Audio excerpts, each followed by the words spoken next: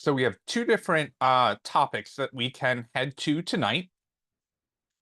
We can either keep on trucking with the JavaScript projects. Our next project is a blog where we are.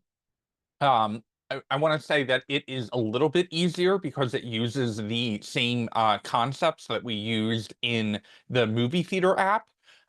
A little less complicated on the data structure, but still it's multiple pages, which brings a new set of challenges. The only real new concept that we learn in that is how to store our posts so that when we close the site and reopen it, it retains all of that data. But we get access, we get practice with using JavaScript objects, we get more practice with the document object model, we get to practice with loops again. So all concepts that are reinforcing what we've been exposed to with movie theater, but with a little bit more practice.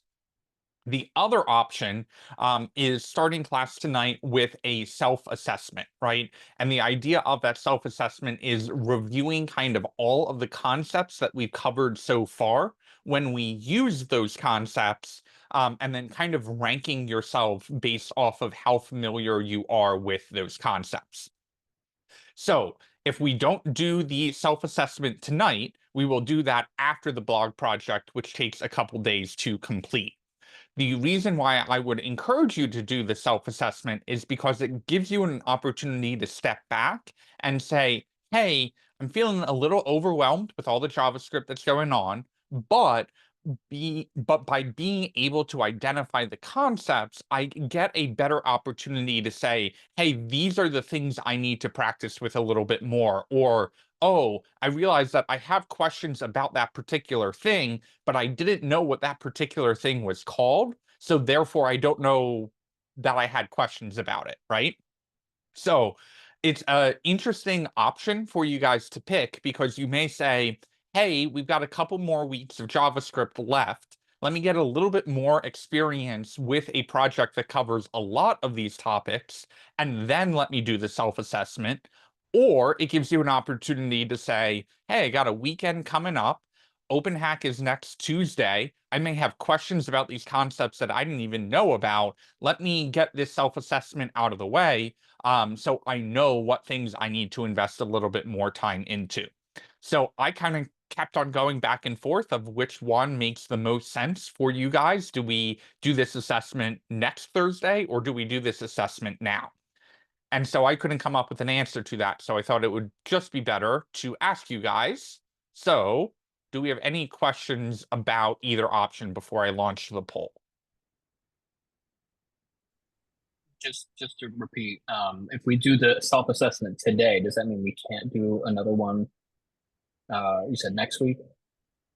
Um, it would be kind of repetitive to do it again next week. But either way, I will use the results of this to kind of sculpt what we go over either in class tonight or in class the following week.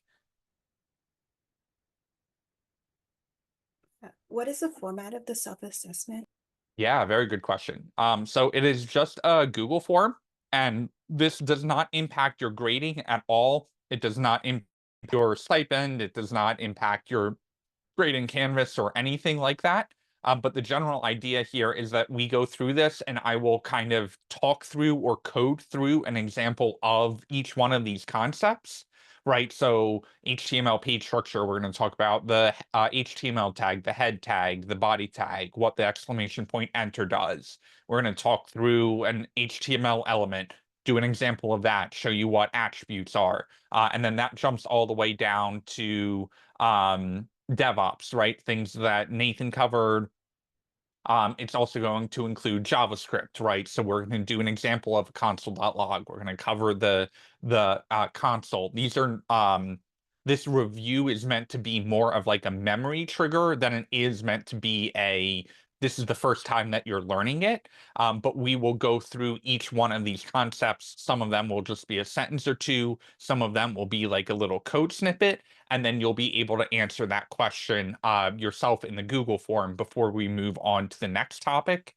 and we'll go through each one of the things basically on this list, and just kind of jog your memory on them, and then you'll be able to answer kind of a 1 through 5 style. I'm clueless about this all the way to I'm feeling pretty good about all of these things. Very good Sounds question. good. I just wasn't sure if it would be specific to JavaScript but that definitely clears it up. It's meant to be a program review all the way up until this point. So yes, very good question. Any other questions before I launch the poll?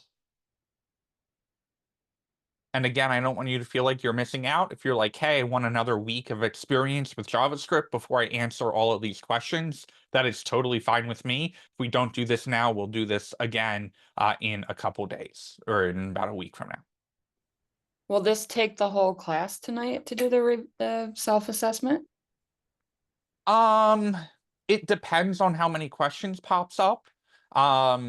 Sometimes it only takes half the class, and we can start the blog right afterwards. Sometimes this assessment ends up taking the whole class because people have questions that they didn't know they had until I start reviewing it.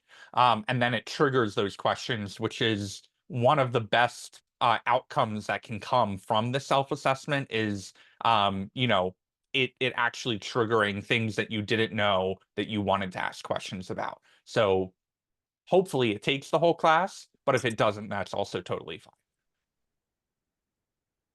Do we have a different instructor for week 10? Week 10. No, but you do for week 11 and 12, which is Ryan. Just wasn't sure if we did it next week, if we would be like leaving all that feedback if we didn't get to everything till like 2 weeks from then. Nope. You are stuck with me until June 20th, and then Ryan comes in June 24th. You have him for a week, and then we take a week off for our summer break for the week of 4th of July. That is the 1st to the 4th. We have no class. Then you come back in. You have Ryan the 8th to the 11th, and then I come back on July 15th. Actually, Ryan doesn't come in until the 25th, which is a Tuesday. So you have me that first Monday, and then Ryan comes in to teach everything else. Any other questions before I launch the poll? Okey-doke. I will let you guys vote. I really have no preference either way. Whatever you guys think is better for you is fine with me.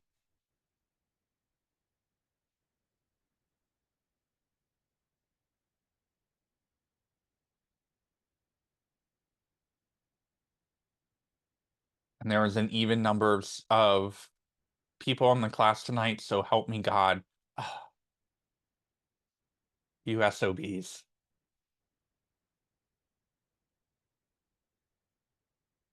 Looks like you're flipping a coin. You guys Dang. do not make my life easy, do you? We can wait for someone to trickle in, maybe. Oh yeah, wait, hang on. Isn't Yeah, we got like 5 more Deandra? people. Deandra's coming in late. Okay, well, let's burn a minute, and then we will put all of the weight on the shoulders of whoever joins class next, which is a terrible fate for being late. Someone anyone slack the have- back channel. Does anyone have any general questions before we ambush whoever joins us next? So for the next JavaScript project, what's the ideal type of project you have in mind? Like something So you we want have to 2 more projects queued up, and then we may have time for a 3rd project. I'm thinking towards the end of the module, what we'll do is a split where Ryan may come in actually a day or 2 early and cover TypeScript. So we'll vote in a meeting poll, and that meeting poll will decide what breakout room you go into. One will be TypeScript, right? Where if you're feeling pretty confident about JavaScript and you'd like to learn about a I don't want to say more advanced version of JavaScript, but a version of JavaScript syntax that is a little bit more complex, but then also guards your code against errors. You'll have the opportunity to kind of go off with Ryan and learn more about TypeScript. Again, this is 2 weeks from now, so not like you need to make a decision. And then the other half of class will stay with me. And that will be an opportunity for you just to be like, when do we use this concept? Or, hey, can you do a little mini project where I get more practice with this? Or, and so that will probably be 2 days at the end of at the end of the module, the JavaScript module. So we're looking at June 18th and 20th because we're off for Juneteenth on the 19th. So that's probably where we're headed. But more short-term looking, the next project that we have is the blog. And the blog is, again, using a lot of the same concepts of the movie theater app, but we're storing things in a concept in a JavaScript or browser concept called local storage. We'll get practice with arrays and objects, with writing to the document object model, with thinking through the order of what happens when the user first opens the page, getting more practice with events of how do they fill out the form, how do we take that form data and save it, how do we use that saved data to display it on the page, all of that good stuff.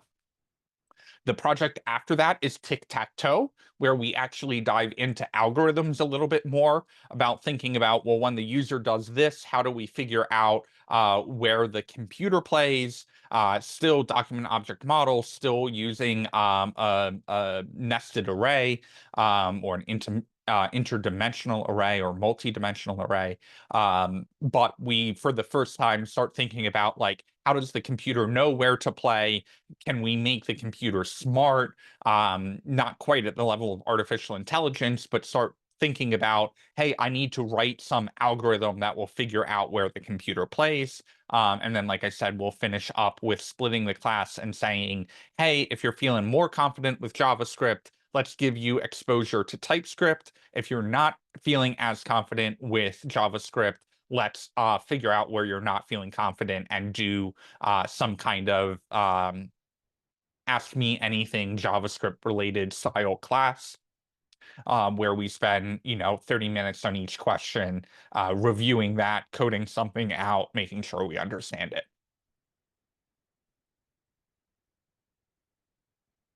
Any Thank you for other your explanation. questions? I have a question. Yeah. So like when you split the class, is it gonna be recorded so that if you want to like watch the Ask Me Anything, you could like watch it? Very good question. Zoom, the last time I used breakout rooms was pretty bad about recording the breakout room. But I feel like there's a way that if Ryan is leading it, there's a way to record it locally and then post both recordings. So I'm very glad you asked that. I'm actually going to write that down to see if we can do that. I'm pretty sure the answer is yes, we can.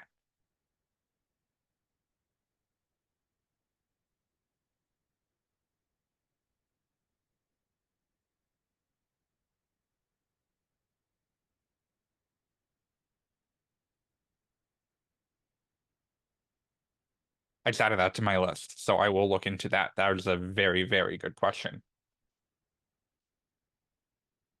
Any other questions about JavaScript or anything in general?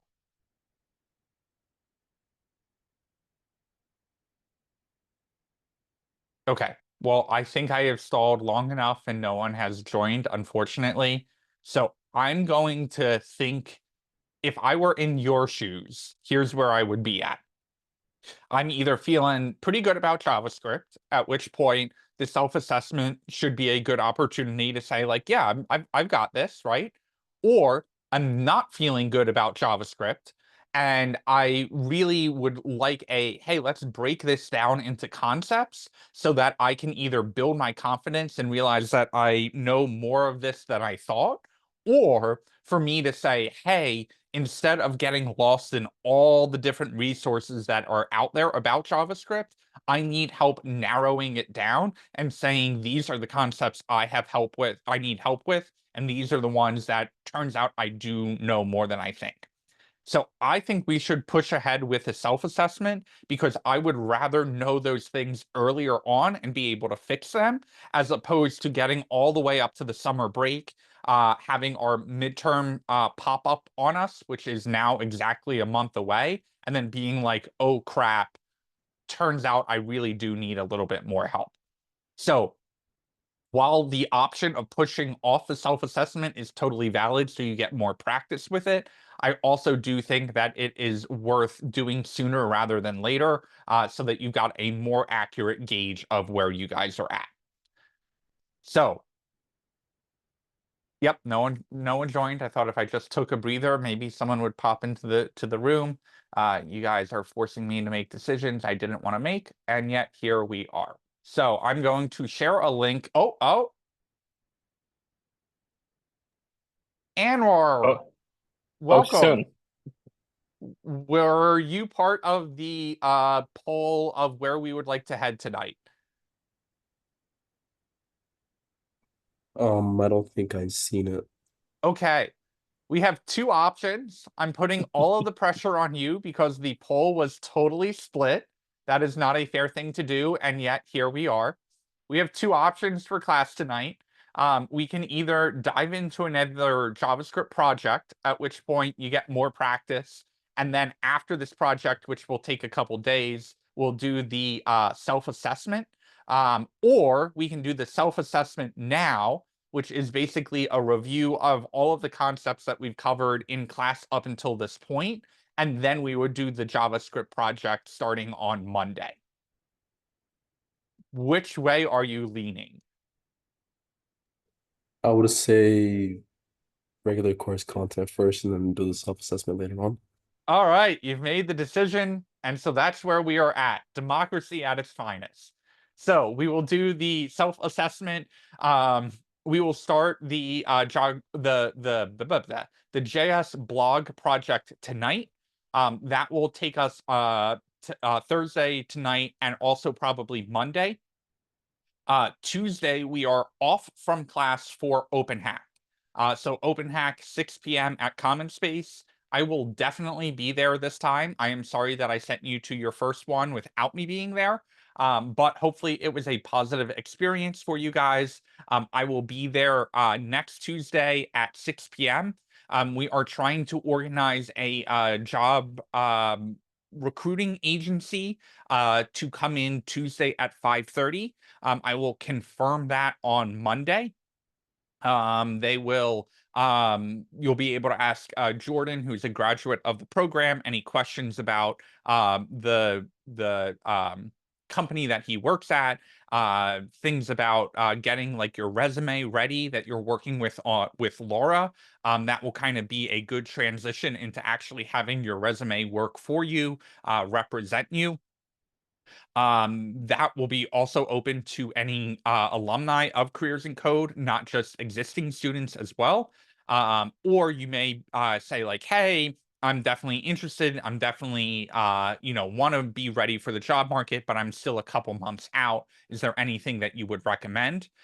So anyway, the more details will be available about that by Monday, if not a couple days sooner. But if that does end up shaking out, that will be 30 minutes before Open Hack starts. So our regular class time at 5:30, and then Open Hack will kick off at 6 p.m. and that will be kind of a day off. Attendance is encouraged as much as possible, but there is no virtual option for that, just as a reminder. Okay.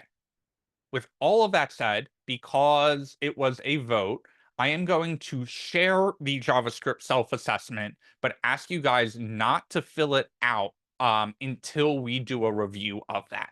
So if you are feeling like, oh man, I really wanted to do that assessment now, I'm going to share that link with you guys just so you can review that and go through it without necessarily submitting it. If you were really chomping at the bit for it, we will go through that as soon as we are done with the blog project. With all of that said, we will kick off. Just want to make sure you guys can fill that out. Yep. Okay. All of that looks good. So we will dive into the JavaScript blog tonight. Pull that up.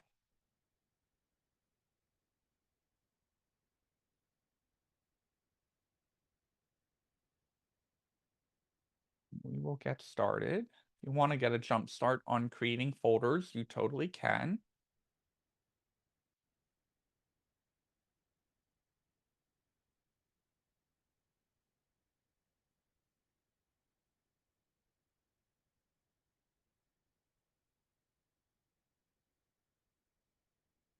Will be the first project that we work on that is very much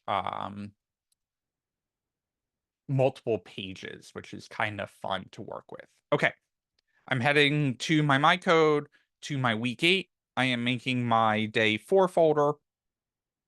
I am popping my day 4 folder in VS Code.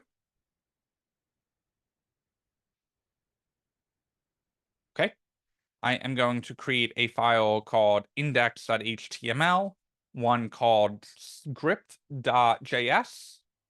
and one called style.css. I am going to fire off a live share and give you guys a minute to join it. In our index.html, we're going to do our exclamation point enter. We'll update the document title to Max's blog. Of course, you are welcome to rename that to your own name, and I will give you guys a minute to get set up.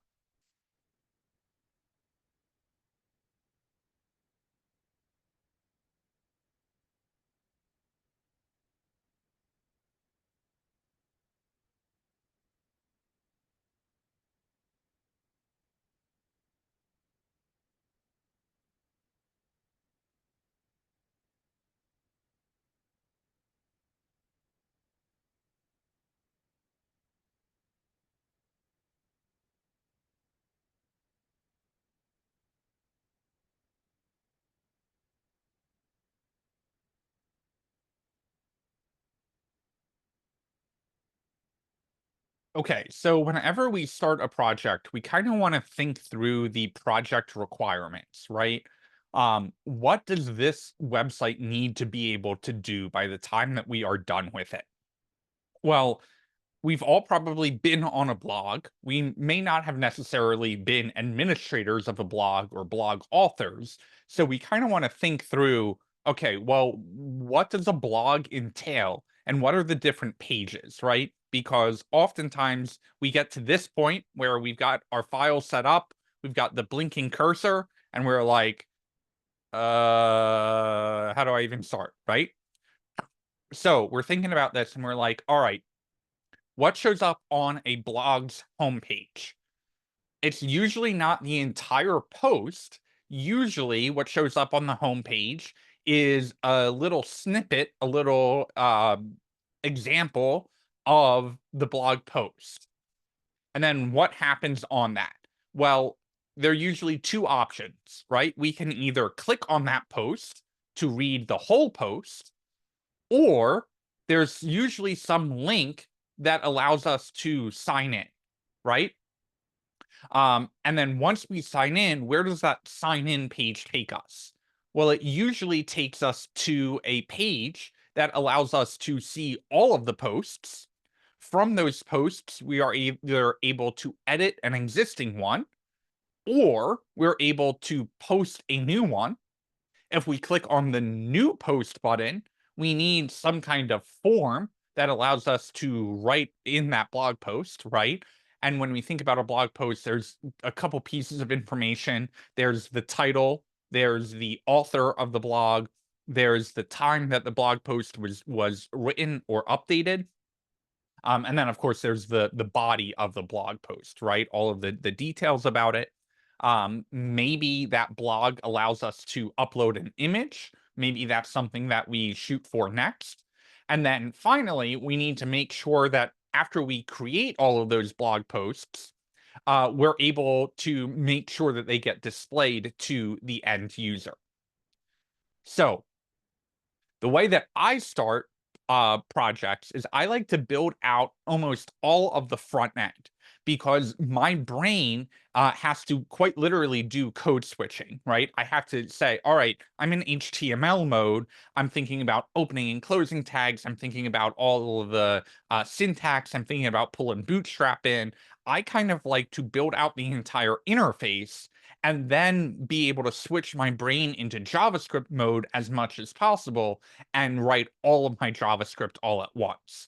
Some people say, I don't like that. What I like to do is build the flow. So I build a button or I build something, and then I go, now I need to go write the JavaScript to make it work. Now that the JavaScript is working, I go back to my HTML and I figure out what is next.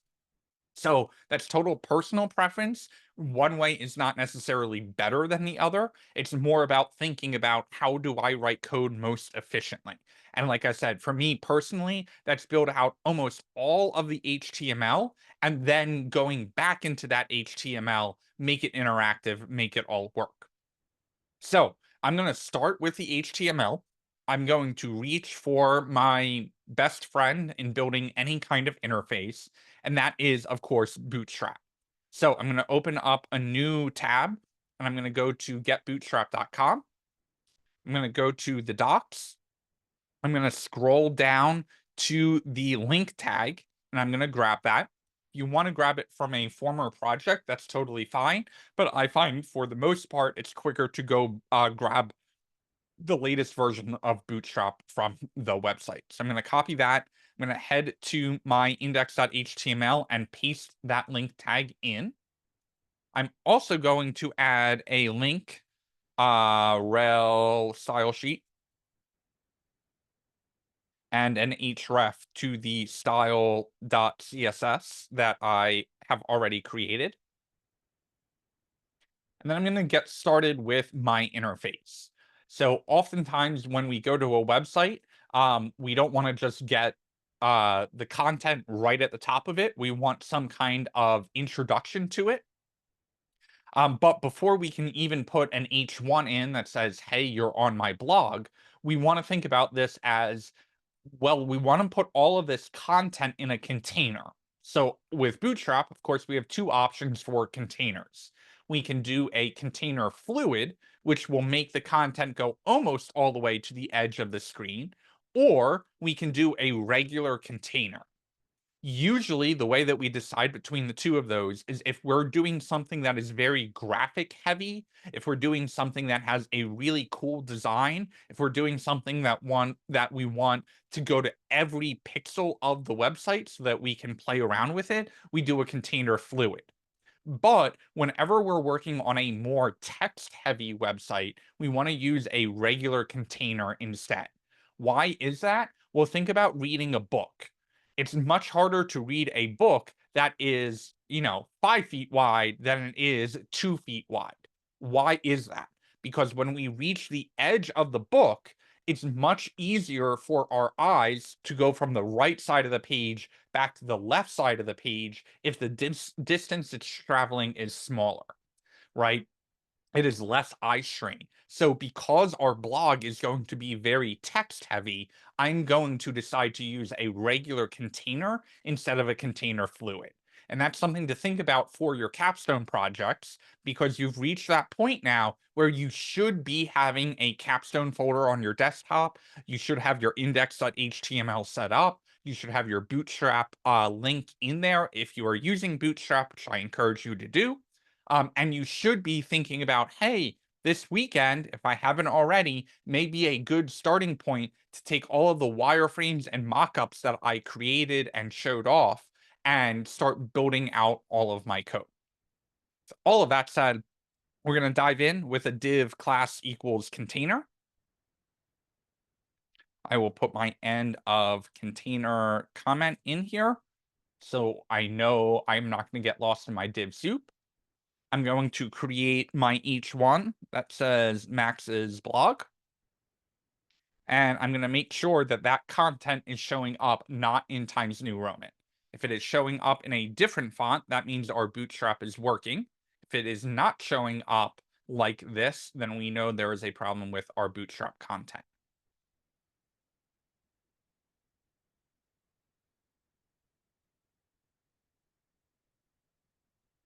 I will throw a little header row in here as an HR.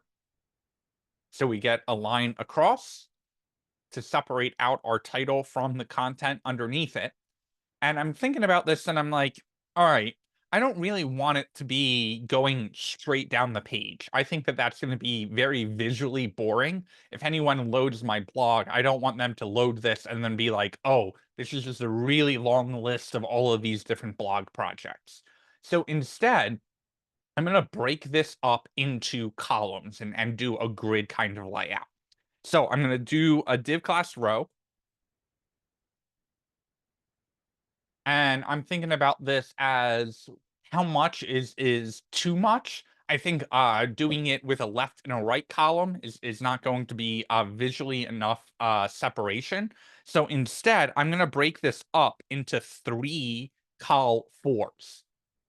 And I am going to use my Emmet syntax here to say times 3 and hit enter, and that will generate out 3 divs with a col4 automatically applied to them. Again, that syntax was period col-4 with a times 3, and when I hit enter on that, it automatically generates that out for me. Next up, I want to make sure that's working. So I'm just going to say col1, col2, and col number 3. And I'm going to make sure that that goes across the page.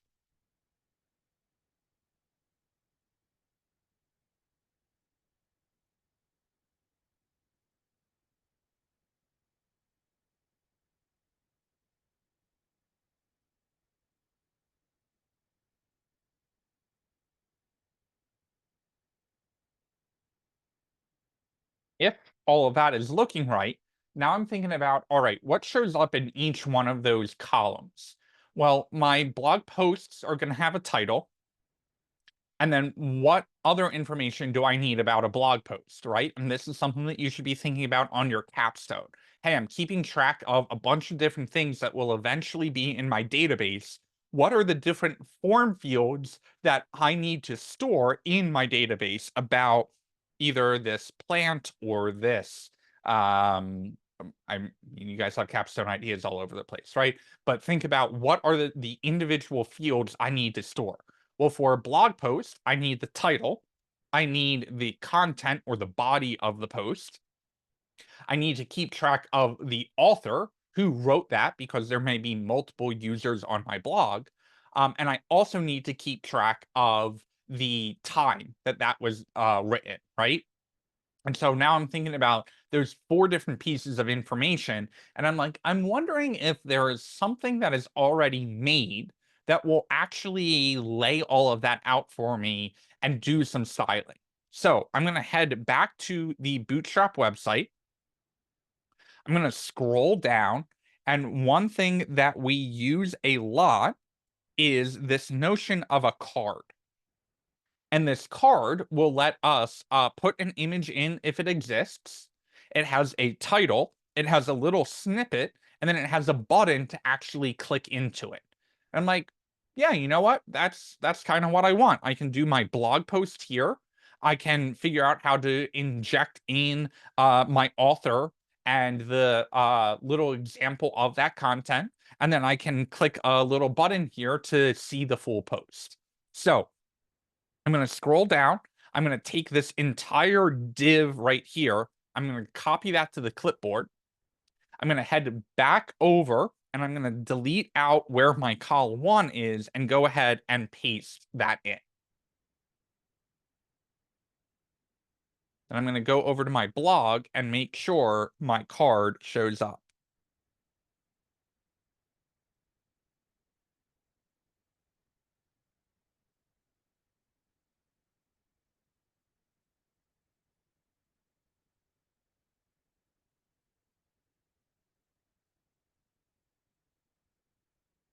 Once we get our card showing up, we can start diving in to modifying this out. So I'm going to comment out the image for now. So I'm just going to click on that line, Command / to comment it out, because we will pause on images until we actually have an image to show up. I'm going to change out my card title to say my first post. I'm going to head into the card text and I can go ahead and delete that out.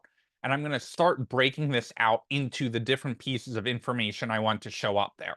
So I'll add in a div class equals author and say by Max Matthews. I will do a div class timestamp. And even though we aren't styling these out quite yet, these are all pieces of information I know I may want to style a little differently. So I'm being proactive. I'm using a class because I know there will be multiple posts of this type.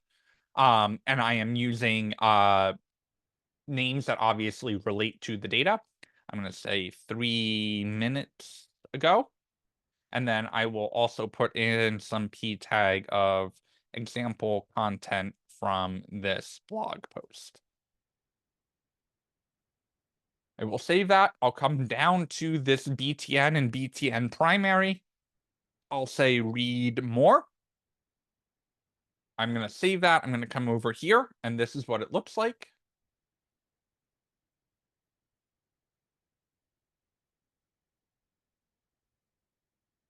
And then, of course, we can go ahead and style some of that out. So I'm going to head back over to my style.css. I will target the H1 because I don't really like this Max's blog all the way up at the top of the page, right? We want to give that some breathing room. We want to push that down. So I'm going to say margin top 20 pixels.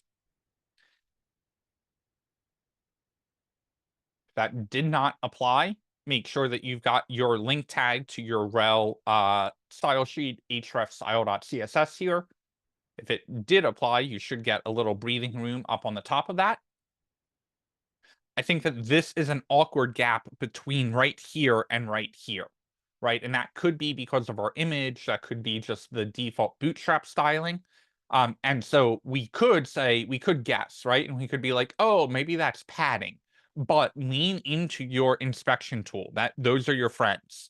So right-click inspect, hover over the card title here, or click on the card title, and then over on the right side in your styles, you are able to scroll down and it says margin bottom here. We can guess that that's what's causing that spacing. But if we scroll all the way down to the bottom of this, we can actually see the box model, right? What's the box model? Again, that's starting with your content in the innermost part. Then it goes padding, border, margin as boxes that get bigger and bigger. Think of them as kind of like Russian nesting dolls. And if we hover over that margin, we can see that that orange box appears. That is actually showing us, hey, that is what is causing the gap between these two things. So we can always double click on the number 8 and hit 0 and enter. And that should have shrunk up. No, it didn't. Why didn't it? Interesting. Okay,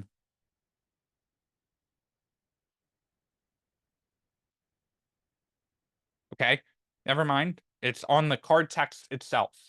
So that's what we want to target to get that gap to shrink a little bit. So instead, we're going to target our card text. That is a good example of playing around with your CSS and actually getting it to change in the browser before we make it into our code. So we are going to target that and say, hey, in this card text,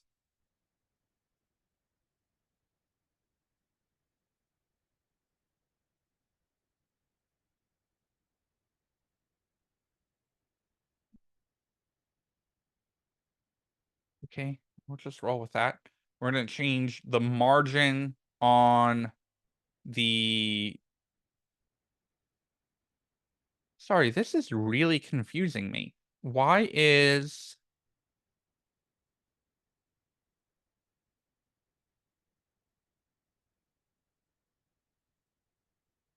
oh. Oh. Did I screw something up?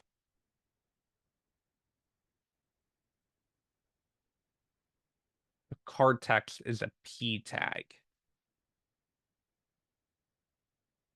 And I would prefer that to be a div. Give me a second. Ah, okay. Lesson learned. So by default, if we look at the Bootstrap card, we'll see that this card text is a P tag. Well, P tags don't necessarily play well if we put other block elements into them.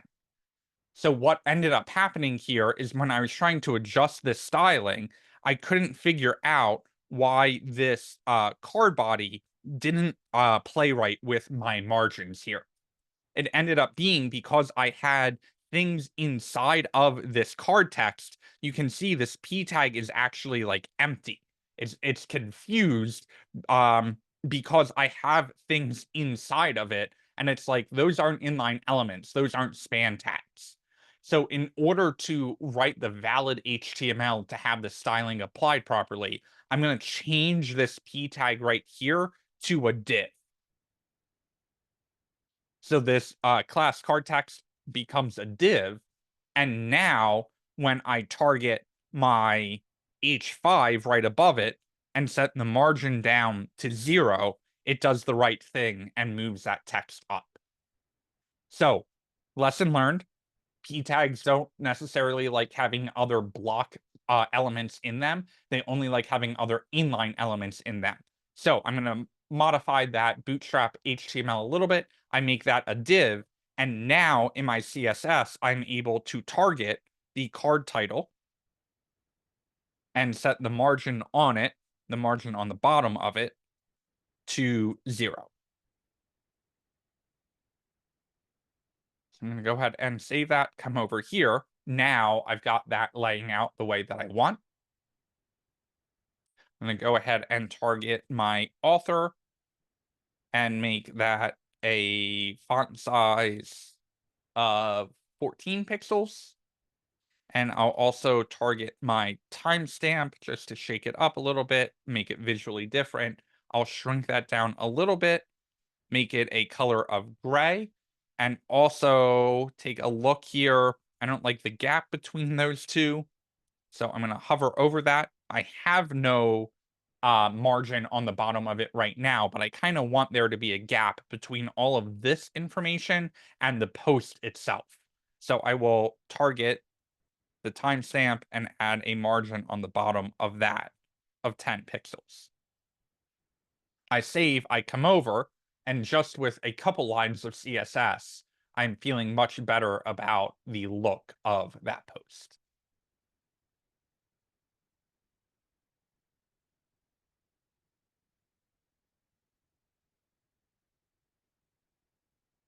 This is what it should hopefully look like.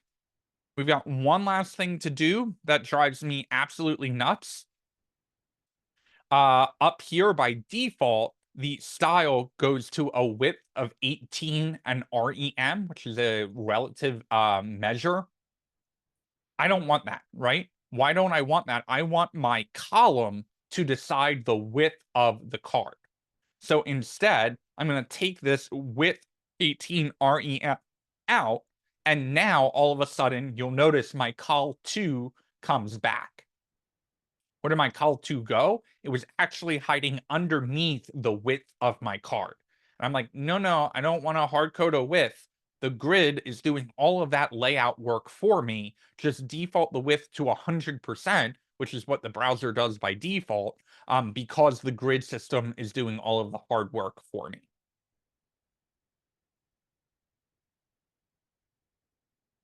Anyone not have their UI looking like this at the moment?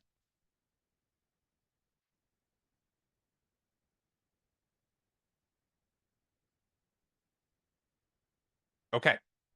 We can almost finish out this first page. by building out, I want my col2 and my col3 to go away. I want an example of what this will look like visually if I have multiple posts.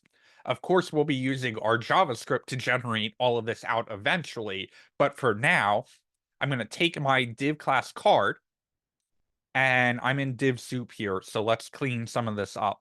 This div is the end of my card body, and I'm just clicking on these div tags. If you're using rainbow tags, this may be a little bit more visually apparent, but that div is the end of my card, and this div is the end of the col.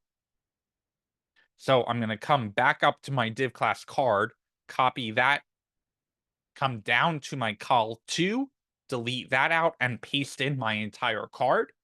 If your prettier stops working, that is a sign that you copied too much or too little. I'm also going to delete out my col3, paste in one more card. And this is what it should look like.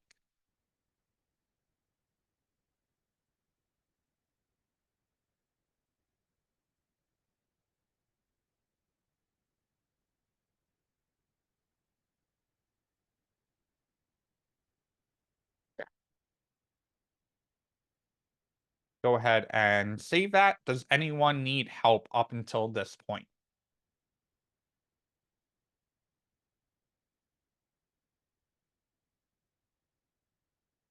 Okay.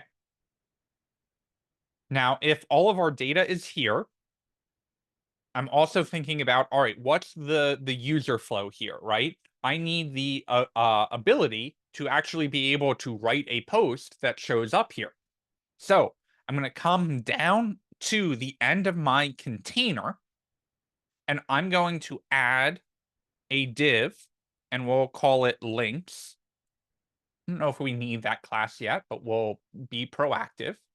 And I'm going to create an A tag, an anchor tag, with an href to a page that says new post.html.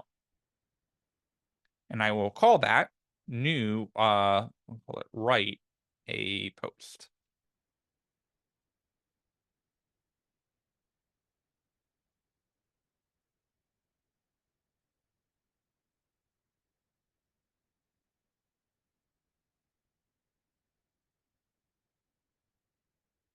From there, if I go click on that link, it says cannot get new post.html. Well, of course it can't. We haven't made new post.html. So we're going to head over to our HTML or to our files, and we are going to create new post.html. We will do our exclamation point enter. We'll change the title on this to Max's blog new post. I'm going to go back to my index.html, and I'm going to copy my link tag, and I'm going to copy my style.css. Now, this does bring us to an interesting point. Some people will have a style sheet that applies to every page on their website. Other people will make an individual style sheet for each page, or you can take the hybrid approach. You can say, hey, I'm going to create a style sheet called global.css, and that will globally apply to every page. I'm going to include that link tag on every single page that I create. But I will also create a new post.css file, and that will only apply to the new post page. Because this project is small enough, we can probably target our CSS so that we can use that one file everywhere. But that does not invalidate that approach of making a separate CSS page for each, a separate file for each page. So that's something to think about in your capstone. Do I want to separate out my CSS files? Do I want to have a global file, or do I want to do both so that I get the advantages of them? So I'm going to take my bootstrap link tag and my style.css link tag, copy them from index.html, go over to our new post.html, and paste those into the file.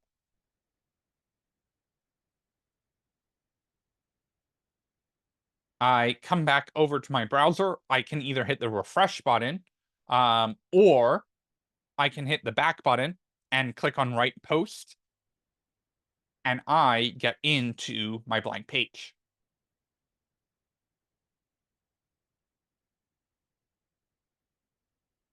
Okay, let's start building out this page.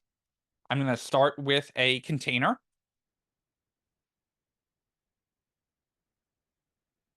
I'm going to then think about, hey, I want a H1 that says new post. And because we included our style sheet, we're actually taking advantage of this H1 having a margin on the top of it.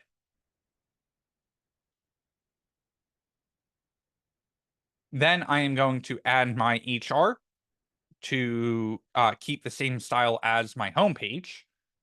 And now I'm thinking about, all right, what do I need on this new post page? I need my title, I need my content, and I need my author.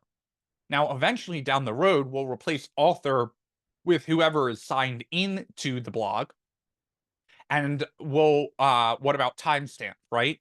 Well, timestamp isn't really something a user should be able to edit, right? We don't want the user to have to enter a date with the month, day, year, all of that kind of information. So instead, we're going to have the computer generate that. So that is something to think about, not necessarily all of our data that is going to get stored, whether it's in the database or local storage or wherever it is, has to necessarily be user generated. Things like timestamps can be generated by the computer. And we're going to get a taste of that in this project. So we want to start building out a form, but all the forms that we've done up until this point look kind of generic because the browser styling is coming in. So we're going to get another taste of pre-built Bootstrap components. We're going to go back to Bootstrap. We're going to scroll up to the form section, and we're going to go into form control. And form control gives us an example here. So we've got a class. This MB3 is helping out with the spacing between form fields. And then it's got an input and a label for that input. However, before we start working with the inputs themselves, generally we want to always put inputs nested in the form object so that we can control the entire form as one big object when that data gets submitted. So I am going to start with a form tag.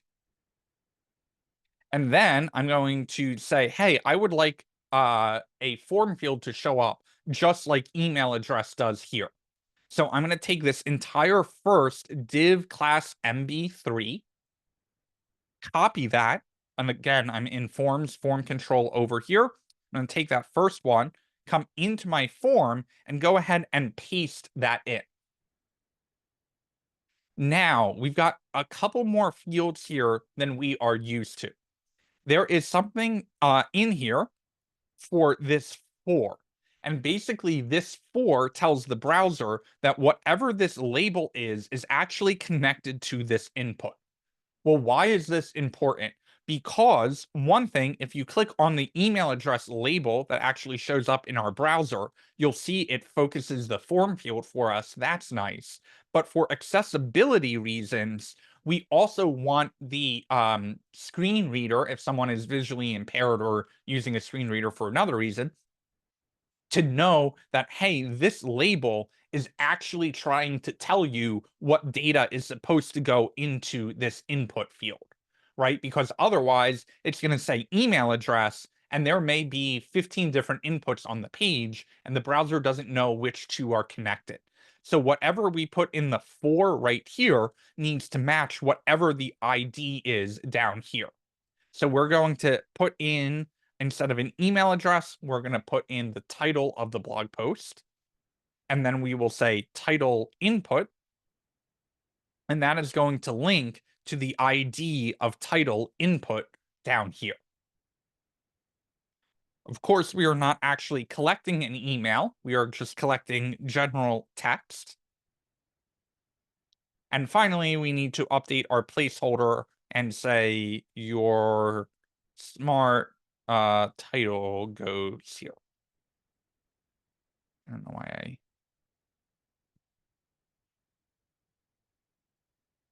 Go ahead and save that. And come over here, we get our title. If we click on title and your IDs are properly linked with your 4 right here, make sure your casing isn't lining up. We come over here, we click in, and we get our title.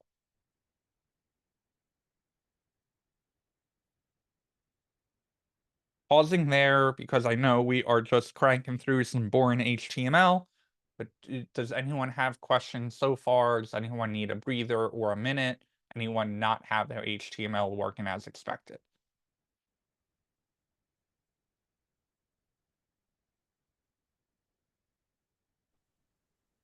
I am way behind, but you lost me somewhere around diving in and out of Bootstrap.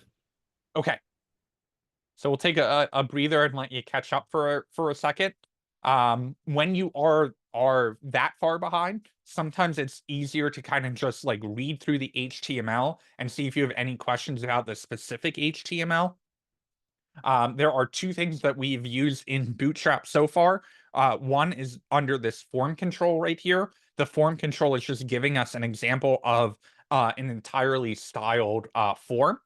That is coming from 2 things, this class form label and this class form control. So whenever you are building out a Bootstrap for a form and you want to use Bootstrap, chances are if it is a form, if it is an input, you can throw this class form control on and it will do a lot of the styling for you. Just to prove that point, we can actually comment that out and see. No, we apparently can't comment that out. If we just remove that, you can see that form gets real ugly real quick. And so Bootstrap does a lot of nice styling for us in showing that input just by adding the class form control. The other thing that we were working on in Bootstrap was the components card. You can see a card is just a nice pre-built element that has a couple things built into it. Not only is it a border with a little bit of rounding on it, it is pre-built into a title, paragraph, and a button. So just a nice thing that we can say, hey, we can put several of these in a grid. We can have this kind of pre-styled for us without having to build that all from scratch.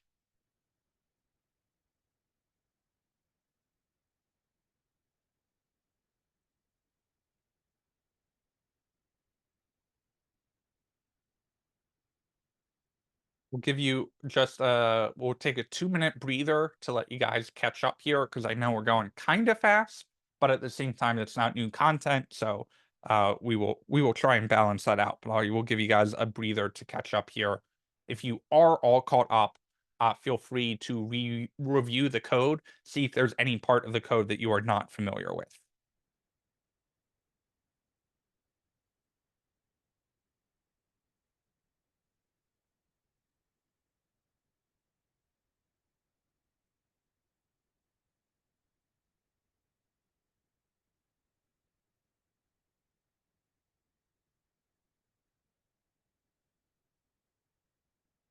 Also, if you are caught up, now is a good time to go through some of the other Bootstrap components and see what is available to you, because that is a great way to start your capstone of saying, oh, look, Bootstrap already has a thing for this built. Maybe that's what I will use.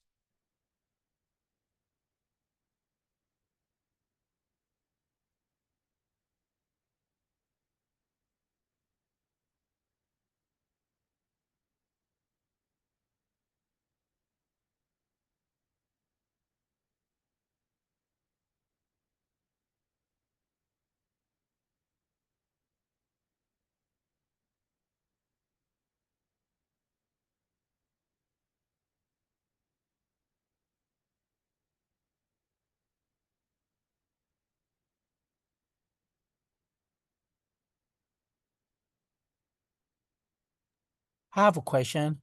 Shoot. My CSS is not connecting. I don't know why. I've tried everything. Go ahead and share your screen. Okay.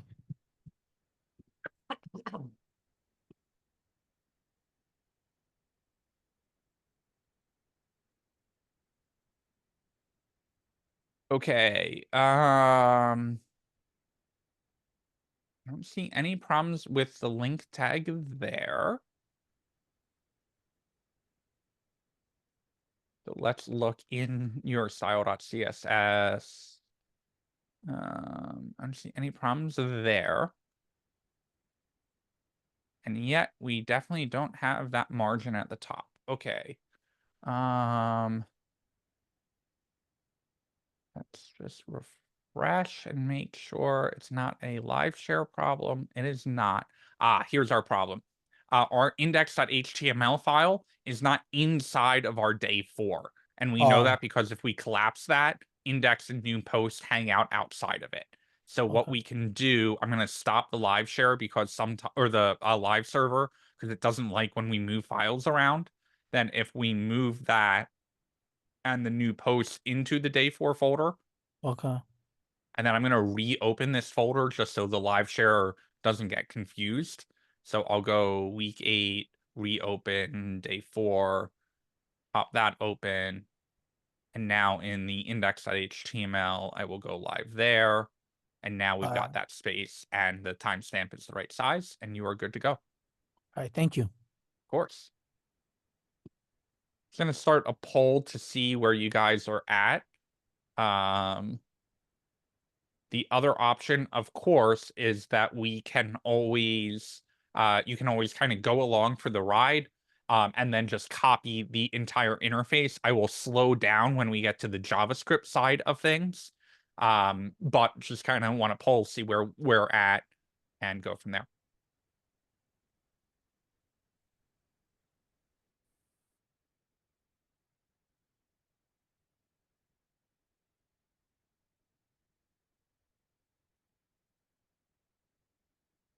$11 of 13 of you have voted in. Has another minute or two, and we'll go from there.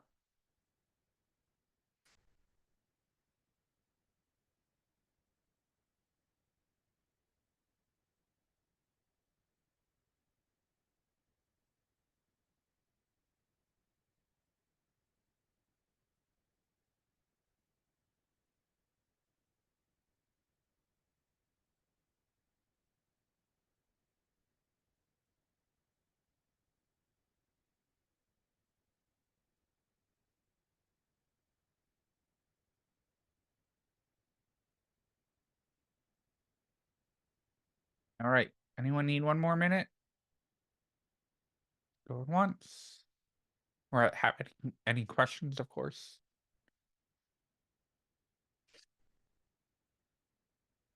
My nose has not been clogged all day.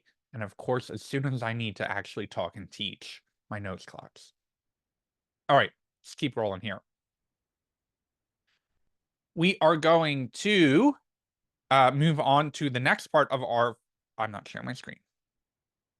To the next part of the form. So we've got our title going on. Now, of course, we need the author and we need the actual content. So let's get the content working. If I go back to Bootstrap and I'm in the forms under form control, there's already an example text area. And I think that that's what I want to use, right? Because I want to give the space to be able to write that content out. So I'm going to go ahead and copy this other part of the div that has the text area inside of it. I'm going to head back to my Bootstrap. I'm going to say end of title input div. We need to be outside of this div because I don't want to be inside this group, but I still want to be inside the form element here. And that's going to be really, really important because when we submit this form, when we go to pull the data out of it, everything needs to be in one form element. So we need to make sure that we're inside this form here. So I'm going to come in, I'm going to paste that in. I will update the label of this and say this is going to be the content of the blog. I will update the for tag and call that content. I will update the ID and call that content. I'm going to go ahead and save that, head over to my blog post, and now I get my content showing up.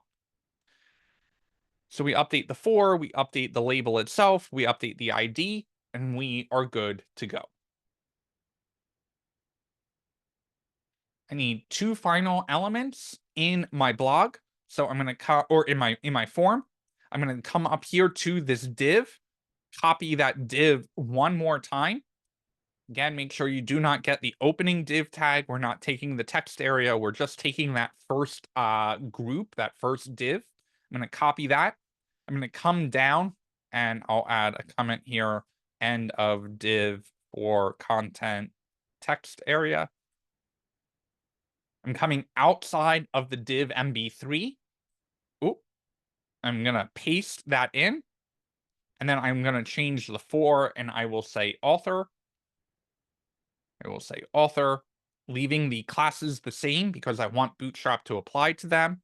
Coming down to the input, I am going to change the ID to author. And then, of course, a brilliant writer name goes here. I save that. I come back over to my form. I make sure the author shows up properly, and I am good to go on that.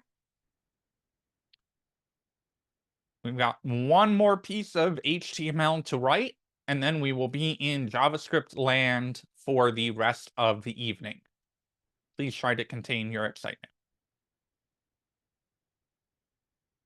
Last thing that we need to do here is add in our submit button or our post button. For that, we can add in a button with a type of submit. I don't know that we've done a type before on a button, but this type submit is what tells the browser, hey, when this button gets clicked on, this is the form that should be submitted. So it is intelligent enough to know that because the button is inside of the form, that's going to link our JavaScript kind of together and let it fire something off on that side. So we do our button type submit. I scroll down here. I will add in the text create post. That button looks like hell to me. We can clean that up really quickly with some Bootstrap. I happen to have this memorized because I use buttons all the time. That is something that will seep into your head. But to see where I'm getting this from, if you head over to the Bootstrap documentation, components, buttons, you can see that we add the class BTN, and then we can pick any variant that we want. I happen to like the green one, which is BTN and BTN success. So we head over to our button, we add a class of BTN and BTN dash success. We go ahead and save that. We look at our post. We have our create post button, and now we are ready to rock and roll in our form.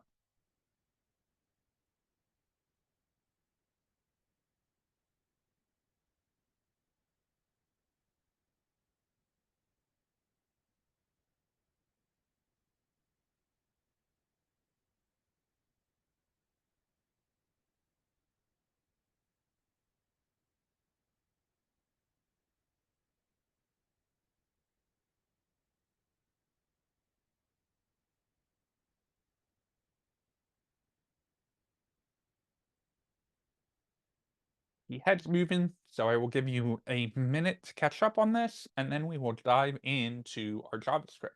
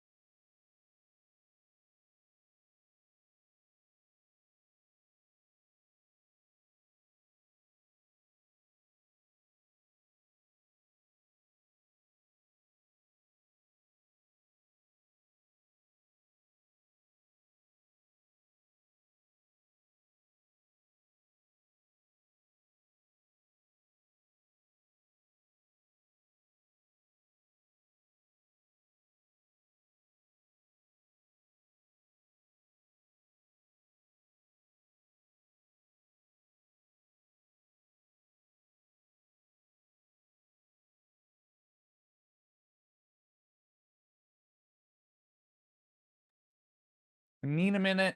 Anyone have questions? Anyone totally blown away by the amazing HTML that we are writing?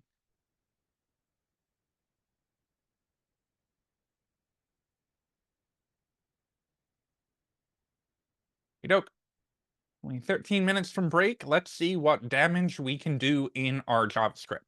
So now I'm thinking about the style.css, right? And I'm like, all right, these pages don't have enough different styling on them that it really warrants splitting them out into separate files, right?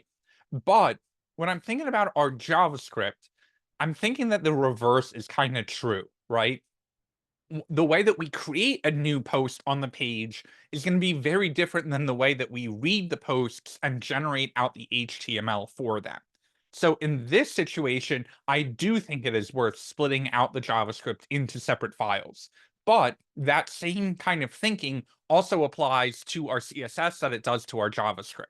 So I'm going to make a new file, and I'm going to call this new post.js. Of course, this does not need to exactly match the file name, but in general, a good idea to do so. I'm going to go to my new post.html, and right at the bottom, before the closing body tag, I'm going to add a script src equals new post.js. And then in my new post.js, I'm going to just throw a console.log JS linked. Head over to my browser, pop open the console. Make sure my JS linked shows up, and I am good to go.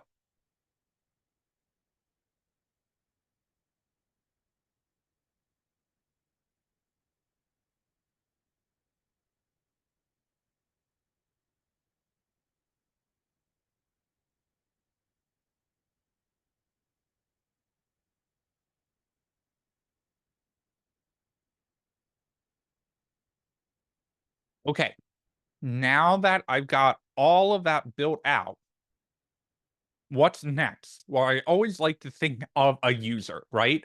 A user types in a title,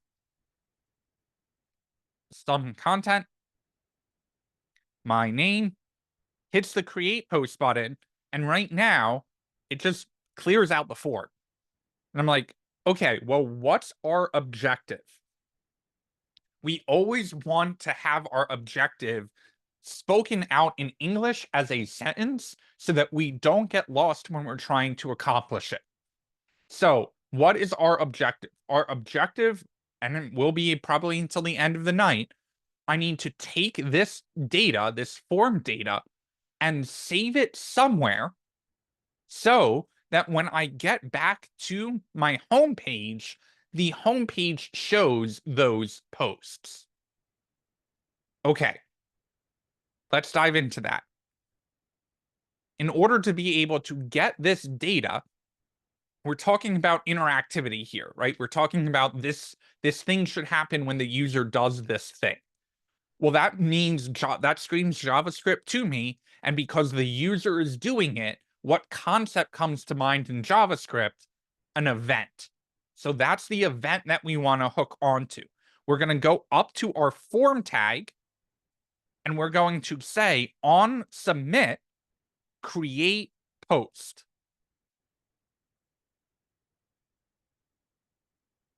So we've talked through a little bit about like, hey, I understand there's concepts. I don't know when to use those concepts. This is a really good example of the users doing something. That's a JavaScript event. How do we use JavaScript events? We line up the name of the event with a function down in our JavaScript. So we're going to say const create post. That is going to get the event that the user generated and link into a function.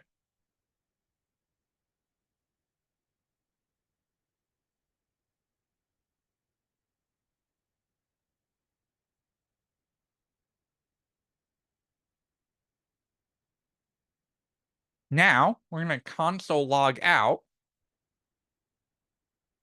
create post.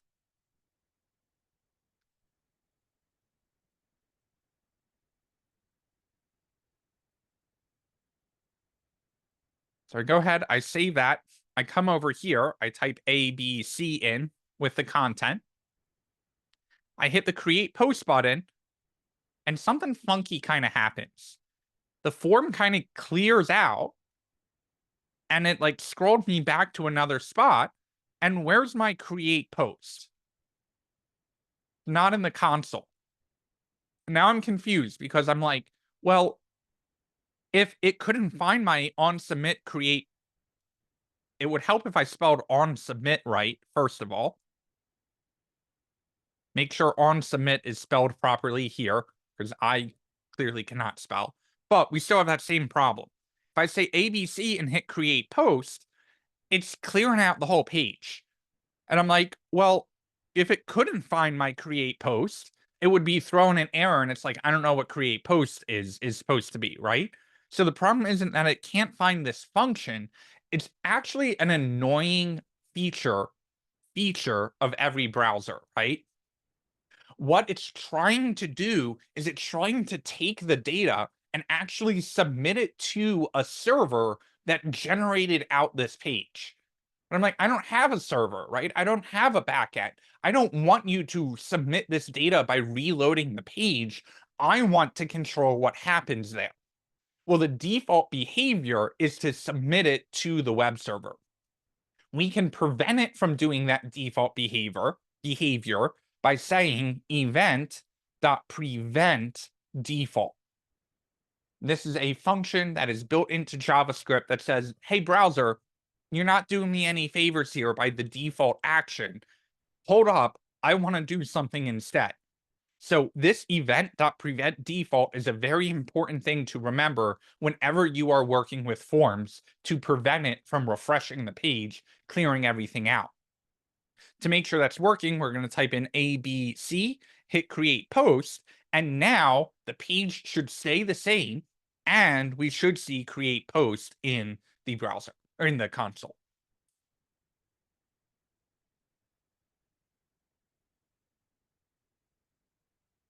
Now that we've got all of that in, it's like, okay, what's next? Well, I'm going to need to take us back to the home page at some point to show all of the different posts. But before I can show the posts, I need to save the posts somewhere. Well, in order to save the post somewhere, I need to be able to access the data that is in the form itself. So I'm going to start with that, and I'm going to say, all right, with events in the past, like clicking on a seat or changing a dropdown, how have I gotten access to the information that generated the event? Well, I have console.logged to kind of debug, to dive into this data. And I've used the event, and then what generated that event, the target, right? So I'm going to say event.target here. I'm going to go ahead and save that. I hit my create post button again, and I get this giant form. And I'm like, okay, but this is like HTML, right? I don't necessarily want the HTML. I want to get the data that is inside the form fields. And we've actually done that before with the select element, right? We've said event.target.value. The problem is the event target doesn't have a value because it's got all these different form fields. How does it know what value I am trying to get? Well, this is where Google can be our friend, but so can ChatGPT. So we're going to use an example here. We're going to head over to ChatGPT, and we're going to say, when a form is submitted using JavaScript, let's put it like this, when an HTML form, because remember, ChatGPT doesn't have context. It doesn't know that we're writing code in HTML and JavaScript. So it's very important to include the languages we're using. When a form is submitted using JavaScript, how can we use the event to access the values of the inputs? Okay. And hopefully this does not take me astray, because I probably should have tested this before class and didn't, but here we are. Add an event listener to the form for the submit event. Okay, that's what we did right here.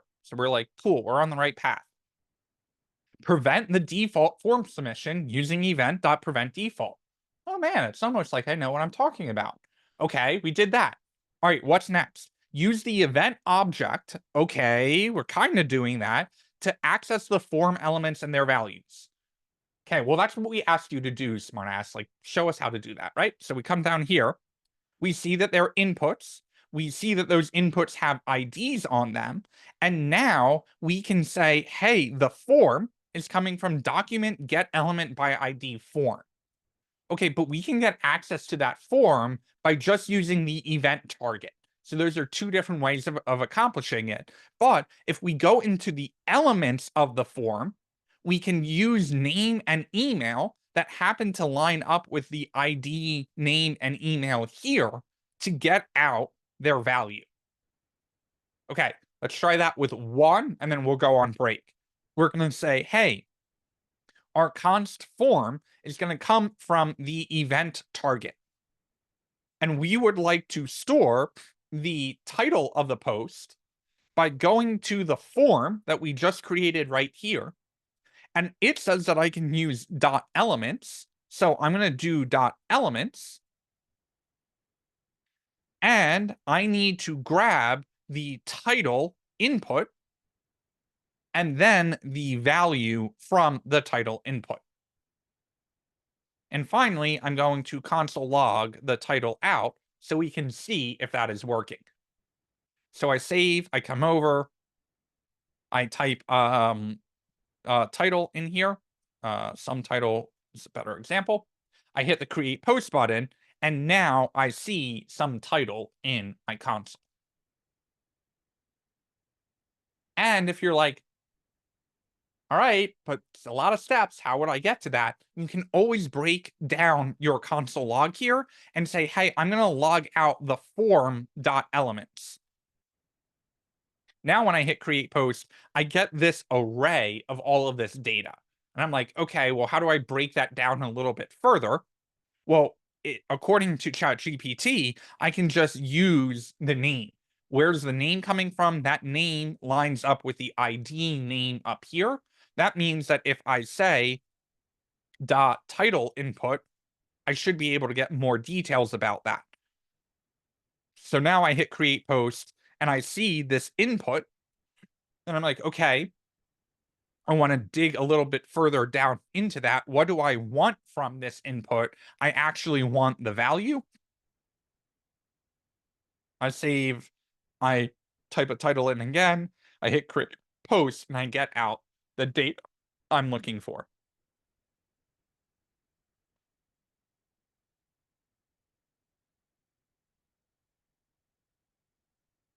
Before we go on breaks, any questions on any of that?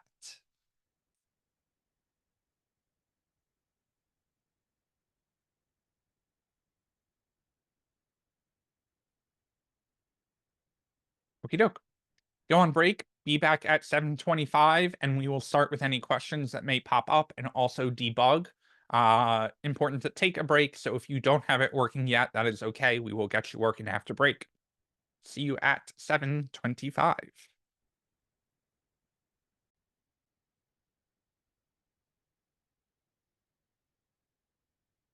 All right. Did anyone have any questions that popped up over the break?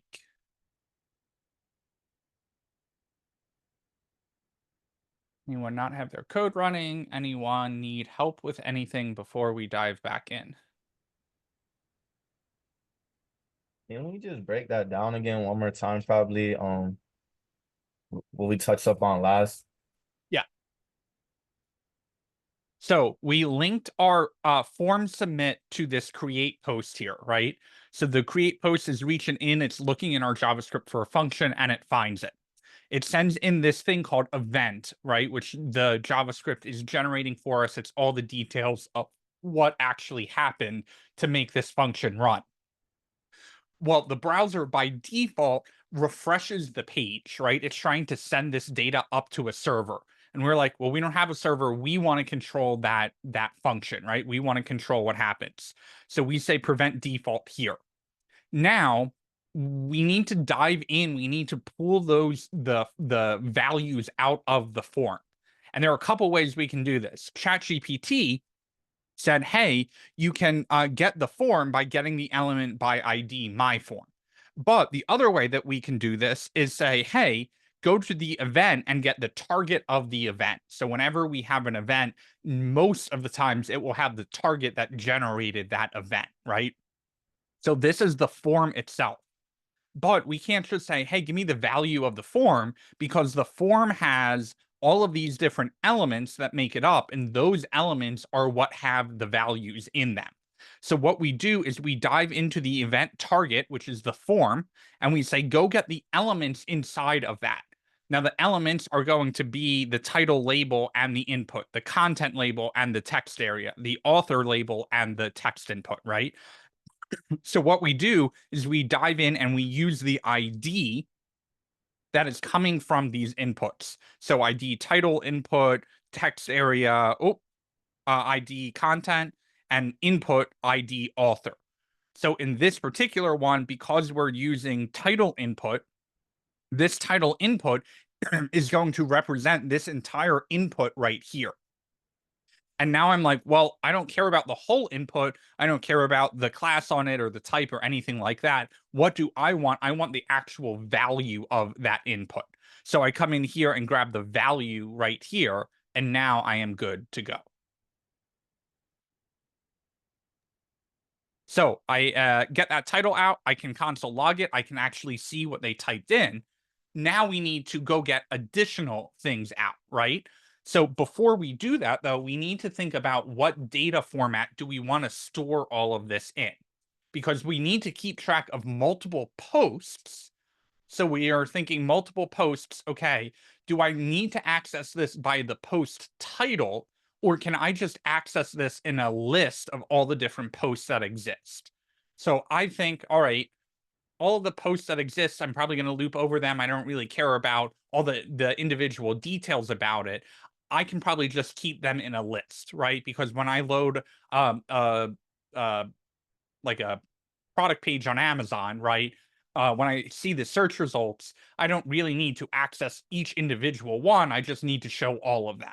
And so the same thing goes here. So we're going to go, all right, we need an array to store the list of all of these posts, but there are multiple pieces of information that we need to keep track of about each individual post, but they're all related to one post together. So that's when I go, all right, how do we want to access the data about that post? Well, I probably want to say, oh, go get me the title of the post so I can show that on the page. Go get me the content of the post so I can show that on the page.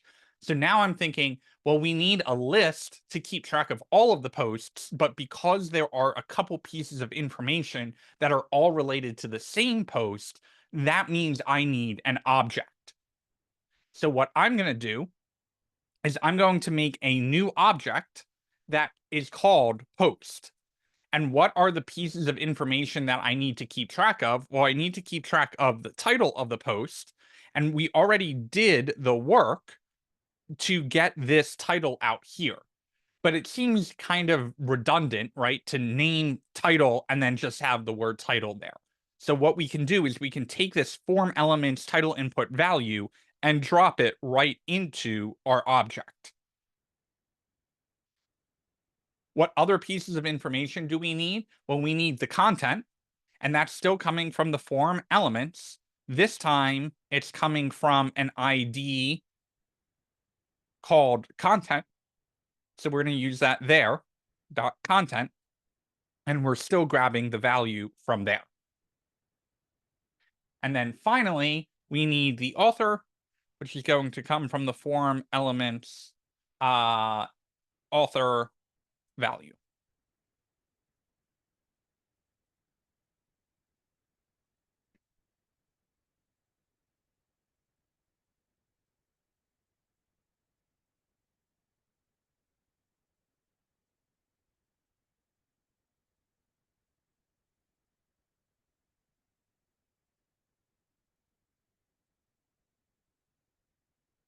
Okay, what is the final piece of information that we need to store about this post?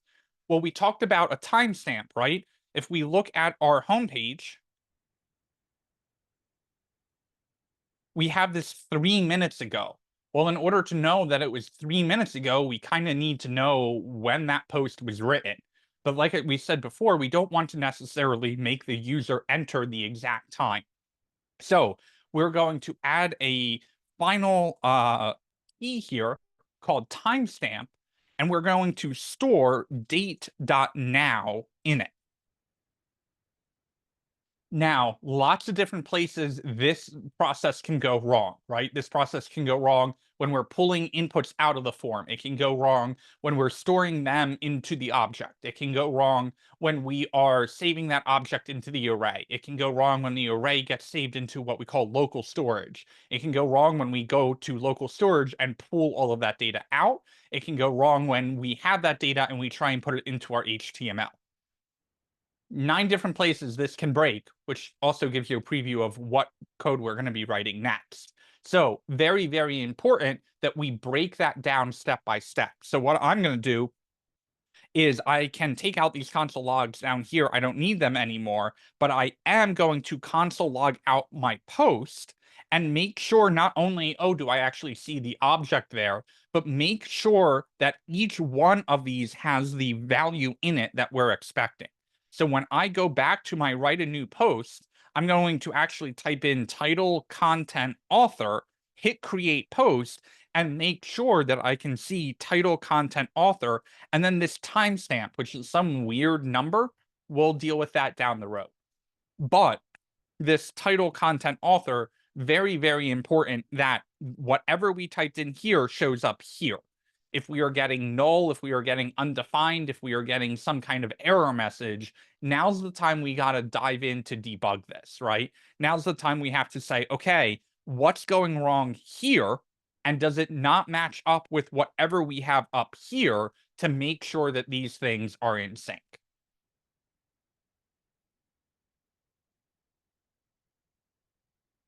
Does anyone not see what they typed in the form field in their object in the console?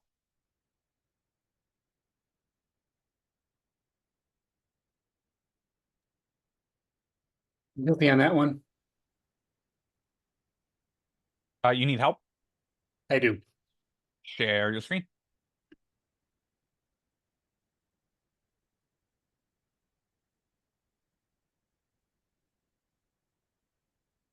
Okay, unexpected on line 11. I accidentally had a semicolon at the end of that date.now. You can just take that out and that should fix your problem.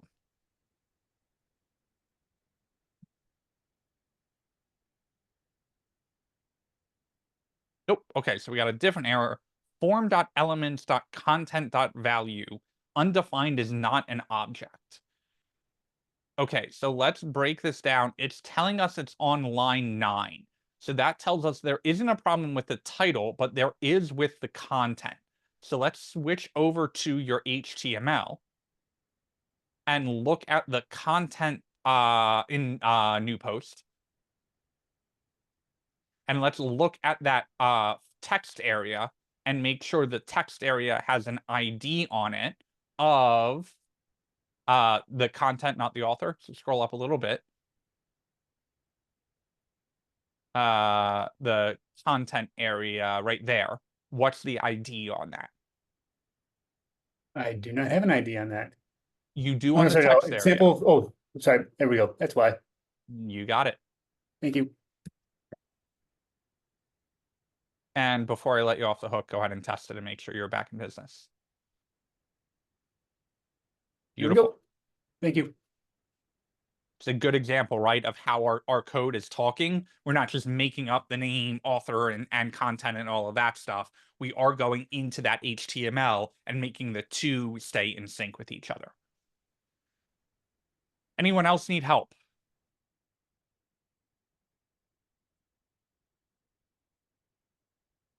Okay.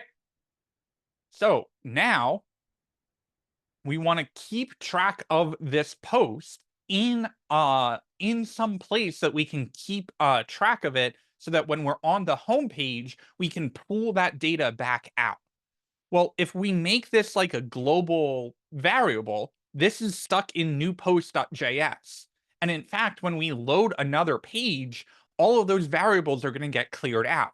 There's no way for our JavaScript file to save a regular variable so that it can be accessed somewhere else. So we have a couple different solutions for this.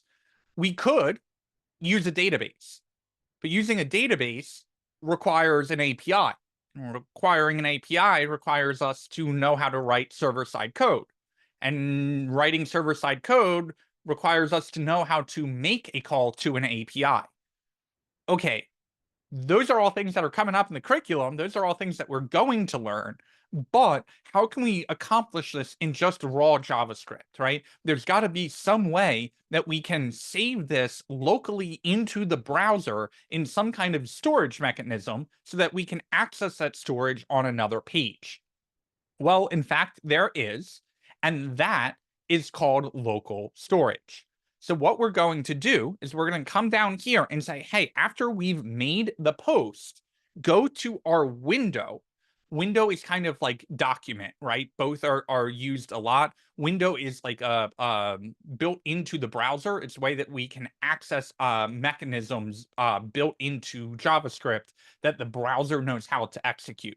So we're going to say window, go to local storage, and set an item called post.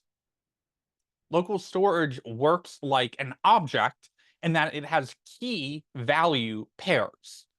So go set the item post. We're naming the key post so it knows what to store because we can store multiple variables in local storage. And then go take this object and store that entire thing in there. Now, when we come over and I type in my first post, some amazing content, and the author, and hit create post, it doesn't look like anything happened. But we can actually debug using the browser's tools. So if I go into memory, if I go into application, I can head over to this thing called local storage here. And if we pop open local storage, we can see there's this URL. This URL happens to match the live server that we're on. And if you click on that, you can see we've got a post. Oh, ignore this one. That one shouldn't be there. We see this post that says object. I'm like, okay, we're on the right track. We got it saving in there. But what is object? I need to see all of the data in here. Well, we come into one of our first limitations of local storage. Local storage cannot store anything other than a string. Like, well, that seems pretty dumb, right? Because we use JavaScript objects everywhere. I want to store all of that information. Well, we are going to see for the first time how we can really transform the data types. Joe, I'm not sure if local storage returns the item that we set into it. You could check it that way, but this is the better way because we see like what the browser is actually storing. Of course, you could just console log the post itself. So we need to somehow convert this object into a string. Well, there is a very, very, very important data format called JSON. JavaScript Object Notation, JSON. No, not JSON, JSON, JSON. And that data format is what is pretty much the primary way that we send data all over the internet with the exception of HTML. So the way APIs talk to each other is even if one API is built in Python and another API is built in Ruby or some other language, because APIs are so often used in the browser to pull that data in and then display that data, well, everything in the browser is JavaScript based. So JavaScript object notation is not the same thing as a JavaScript object. It is a way to represent a JavaScript object using a string. That's what we're going to do. We're going to take our const string to store, and that is going to equal JSON, which is built right into JavaScript, just like window and date and all of that good stuff is, dot stringify, take whatever parameter we pass in and store it as a string, stringify out our post. And maybe a better variable name for this instead of string to store is post as string. Okay, let's see how this is working. If I log out my post and my post as string, we're able to see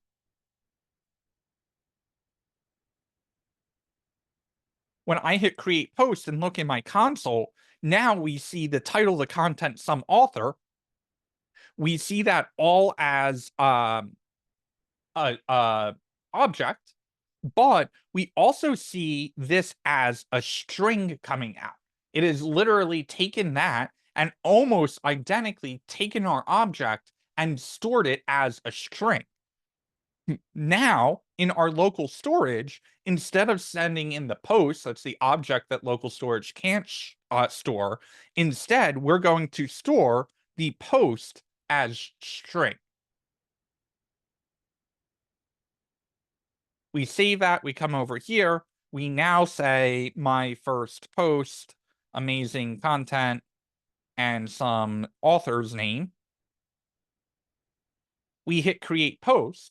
Yes, we see everything logging out here, but if we go to our application and look in local storage, now look at what we have as the value. It is actually storing all the information that we care about.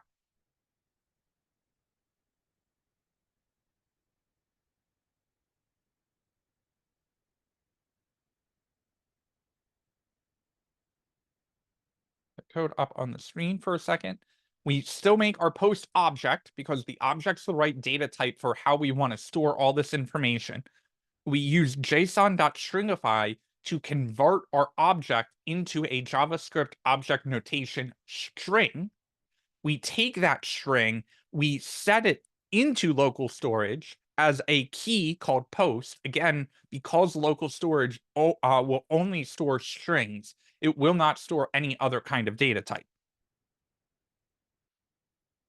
Anyone have questions? Anyone not be, can anyone not see their key value in the console or in the application, in the developer tools?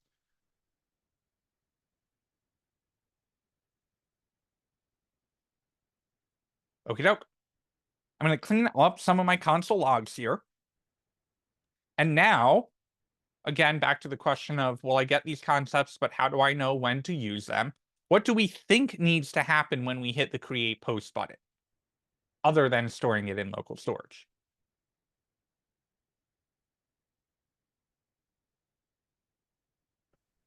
Creating the actual post on the main page. And in order to see the main page, we need to get back to the main page, right? So we see window for the first time here. This window is just as powerful as document is. The window object is what controls the browser behavior. So what we can do is we can go to the window and we can set the location of the window to a slash. That slash is basically going to say, hey, redirect the location of the window, not to new post.html, redirect it to as if there were only just a slash there. So I will test that. I will say my first post, amazing content, hit create post, and now I come back to my homepage.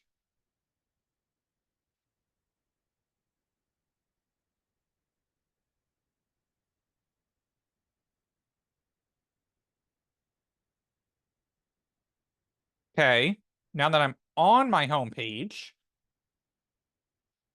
next step is to get the information that's here showing up in here. So I'm going to close out of my new post. I'm going to close out of my new post.js, and I need to be working in my index.html. I go to my script, and I notice there's nothing in here. So the first thing I want to do before I write any line of code, make sure that this is actually running. So I'm going to console.log JS linked on homepage. I save, I go to my console. I do not see that here. That is because when we were in our index.html, we did not set up our script tag. So we need to do that.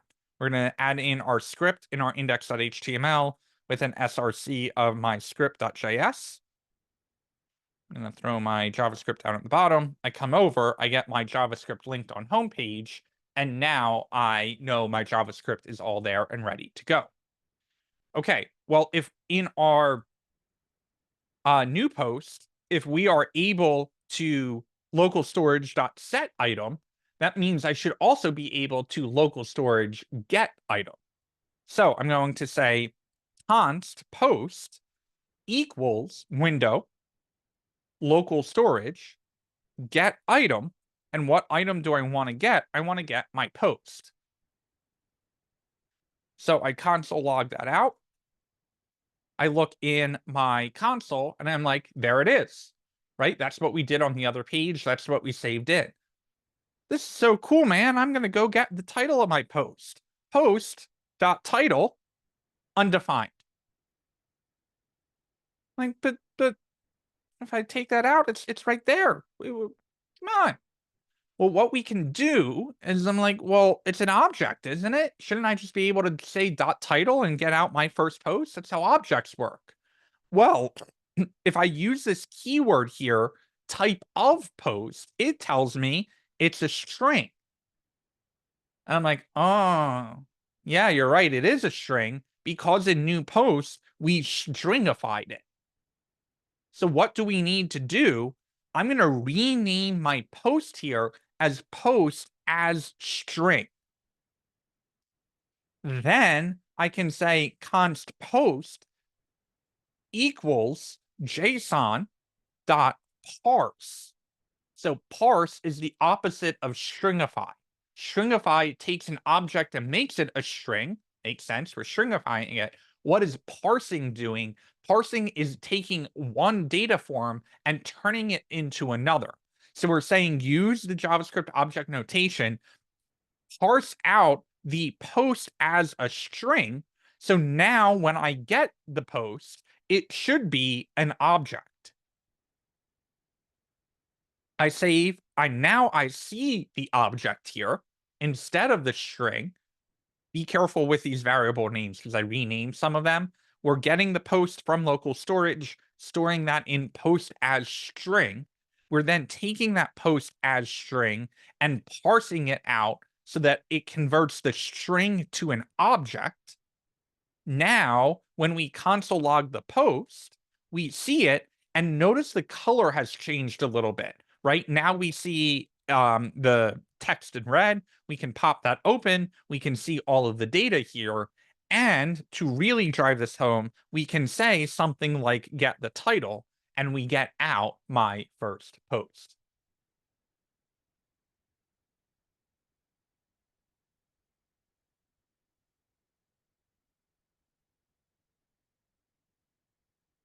Everyone good? Anyone need a minute?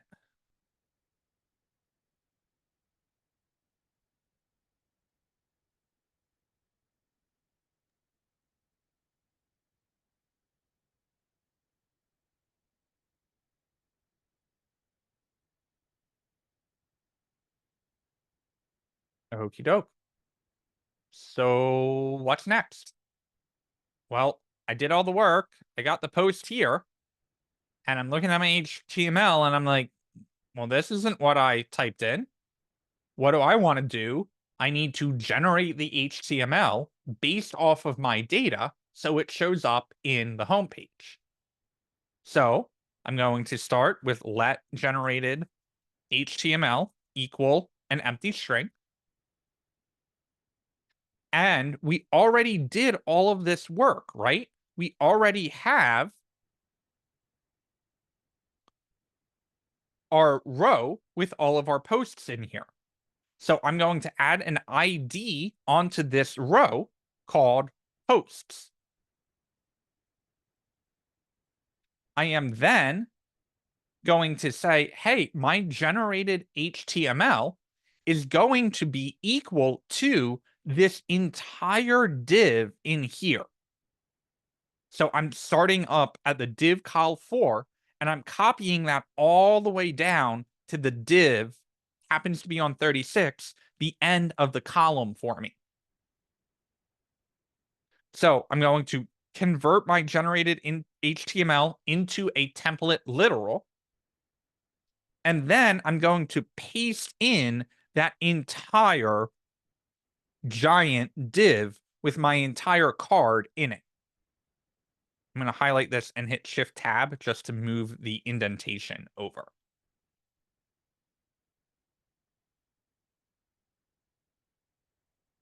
Then I want to take my document, get the element by ID of my posts, and set the inner HTML equal to my generated HTML.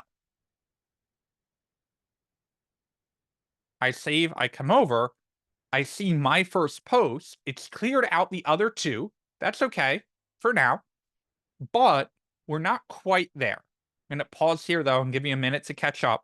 This div, be careful. You're taking the opening div of the col4. Make sure you're taking the closing div all the way down of just that column.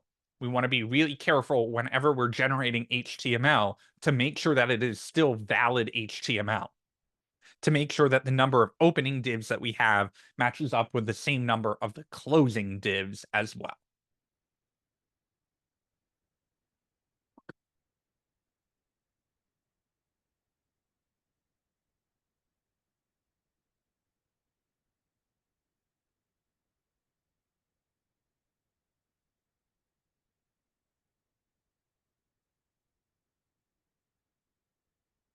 Generated HTML right now is just a string, right? So all we're doing is taking everything that we had in our HTML and just storing it somewhere. We haven't done anything fancy with it yet. We haven't dived into our data. We haven't dumped anything in there.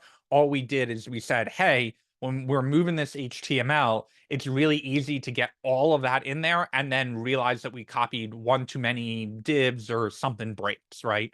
So all we did is we moved that into a string, then we took that string and put it back into our HTML. And we just want to make sure that write a post stays in the right spot. It's not up here, that we didn't accidentally take a closing div for the row. We just want to make sure that the card still looks the same. Got it, thanks. So now that we've done all of that work, now we can get fancy. Again, make sure that this is in a template literal. Those backticks mean it's a template literal, which means we can use the $ curly braces. We would not be able to use the $ curly braces if it were in single or double quotes like a normal string.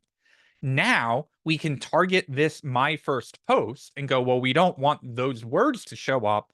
What do we want to show up? We want the post, which is coming from up here, dot title. Why dot title? Because we stored it in the title right here.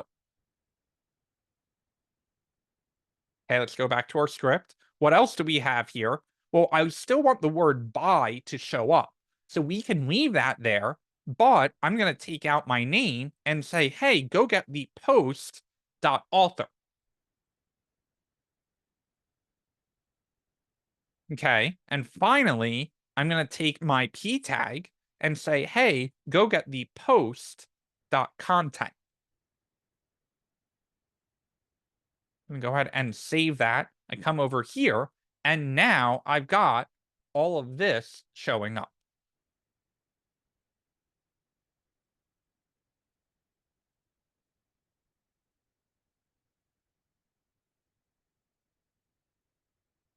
You're going to get our date working, and then we are going to pause and do all of the documentation.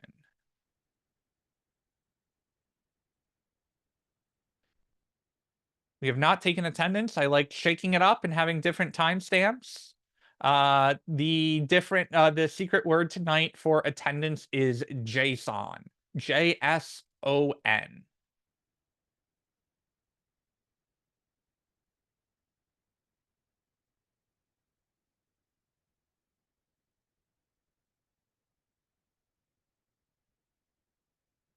I actually do like taking attendance at different times, so no one can like slide in right before break and be like, haha, I got credit for attendance.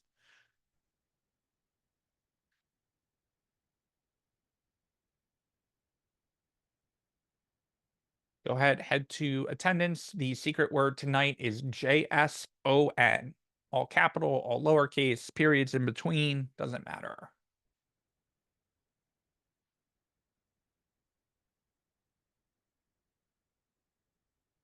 Okay, we got one final thing to do. We got this 3 minutes ago. I'm like, okay, I should be able to take this 3 minutes ago and just throw in my post.timestamp. And what do I get? I get 1711765038. Okay. If we ever see timestamps like this that are just a long string of numbers, this is what is called the Unix timestamp format. So we can open a new tab and type in Unix timestamp converter.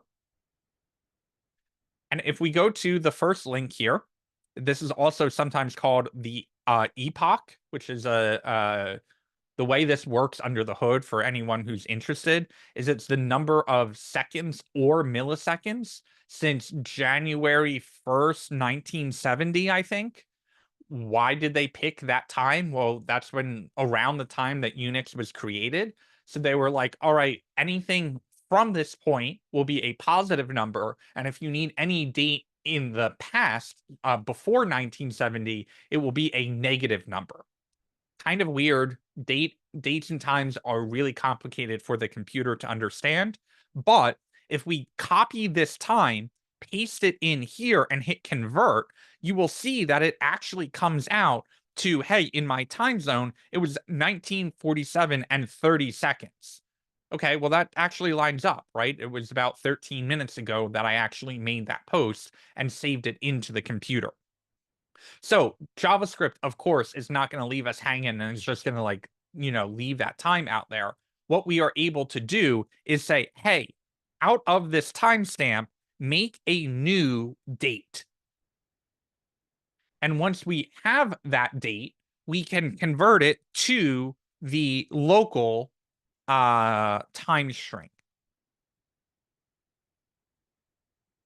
So date built into JavaScript, you need to tell it new because dates use objects under the hood. We tell it what we want to base the date off of. If we left that post timestamp out, it would assume that we wanted the current time to show up there. This is going to be an object. It's not going to come out in any way that we want it to. So we use this function built in, say, hey, convert this to the local time. And now we see that it was posted at 7:47 and 30 seconds.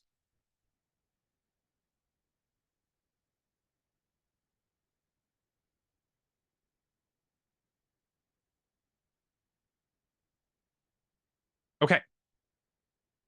We're going to pause here. We're going to comment everything out. We're going to give this a little bit of time to soak in. We do have a problem before anyone tells me, hey, the new keyword here is because date uses an object under the hood. So JavaScript is really weird because it can be used as an object-oriented programming language, but often it isn't, right? So we aren't using it as an object-oriented programming language. New is technically a constructor. You get kind of complicated there, but basically think about it as if we just said date, it's like, well, what do you mean date? If we say new date, it knows, oh, you want us to create a new instance of a date based off of this information. Joe, there are a bunch of different time formatting options that you can use. If you ChatGPT it and say, how do I get the minutes and seconds of a JavaScript date object, I'm sure that would get you going in the right path. Okay. We do have a problem here. If we write a new post, instead of it showing up as a second post, it's actually going to overwrite our first post. We will start there on Monday solving that problem, but I think it's really important to go, we wrote a ton of code here, and it wasn't all just JavaScript, right? It was also, it's also a lot of HTML that we wrote, right? We saw Bootstrap components, we pulled in the card, we pulled in buttons, we used the form. Lot going on here, right? So we want to run through this, not necessarily again in the order that we wrote the code, but the order that the computer is executing the code. That doesn't mean that there's not value in commenting this in the order that we wrote it, but it just gives you an opportunity to kind of see this differently, right? To kind of see this as the computer runs it. So we start on index.html. We pull in JavaScript in Bootstrap. We link to our style sheet. We create posts as a placeholder that our JS will eventually generate. Right? We go through. Yeah, Joe, that's along the lines of what I was thinking of. You can also get fancy of converting it to a string and then using substring, which is another approach to doing it. But I think that approach is cleaner because it supports more. I don't even think you need hours 2-digit. You probably don't want 07 to show up. You just want 7 to show up. But I don't know if it did that or not. Okay, sorry. Create posts as a placeholder, right? Why did we do this when we're doing all of the work in the JavaScript? Well, writing HTML in JavaScript is a lot harder, right? The indentation is going to be off. It's harder to test to see if it's doing everything we want. The styling can be a little wonky. So what do? We build it in our HTML first, and then we move it over to our JavaScript so that it's easier to update the pieces of information that we want. We come all the way down here for all of our posts. Number 4, create a link to our post page, new post page that has a form. And then we head over there, right? So, I'm going to write this as if we went to the page for the first time. There were no posts. We created a new post, and then we're going to come back to the home page and run through how that post shows up. Because technically, we do go into this script and run all of that. But again, I'm going to write this in the order as if we were going through as a user. So we go to our new post. Little pro tip for you, just like we can command click on a function name, we can also command click on a file name, and it will pop that open in a new tab for us. Number 5, pull Bootstrap into this page. 6, link to our style sheet. That is the same one we use on the homepage. We create a form that links to create post. Number 8, create inputs for all the data fields we need to collect about our new post, and store IDs on them so we can access them in our JavaScript. So we can access their values in our JavaScript. Oh, I cannot count tonight. Number 9. We add a button with a type of submit that triggers the onSubmit function from number 7. So at number 7, we go back up. That is this onSubmit here. This onSubmit is linked to create post, which goes into create post, which means that number 9 this function is triggered when the form is submitted. Number 10, prevent the default action of the browser refreshing the page and clearing the form, because we don't want the data sent to the server. We want our JS to control the form submission instead. So this prevent default is a really easy one to forget. Whenever you are working with a form, you can write out hundreds of lines of all of this beautiful JavaScript, but excuse me, if the browser is refreshing the page on you, you won't be able to see your console logs. You won't be able to debug. Really, really, really easy to get frustrated with form submissions, and just by forgetting the event prevent default. Joe, I will answer your question as soon as I get through the rest of these comments. Okay, number 11. We go to the event that was triggered from number 8, well, from 7 to 9, really, right? Because 9 is the button that goes up to 7, which is the on submit, which goes to, oh, I missed 7, 8, 9, whoops, 10. My bad. Okay, so that is actually 9 triggers 7, which triggers 10. So we'll say from 9 to 7 to 10.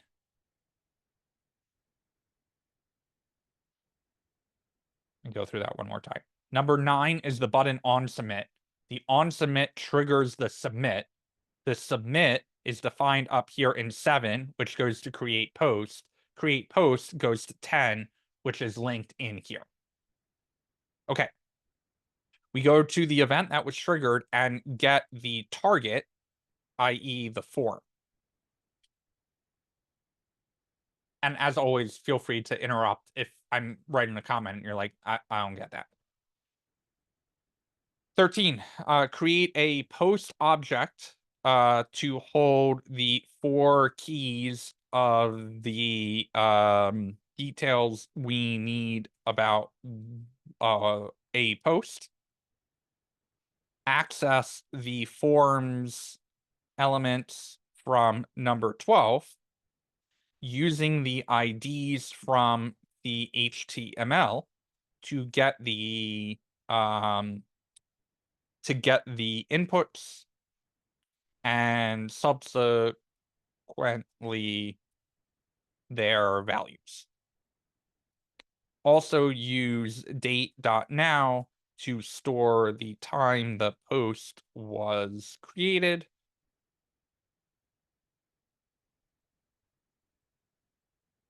Okay. And we come down number 14. Local storage cannot store anything other than strings. So use JavaScript object notation to convert the post object from number 13 into a string that we can store. 15, store the string from 14 into local storage using the key of post. 16, redirect the user to the home page. Pausing there for any questions.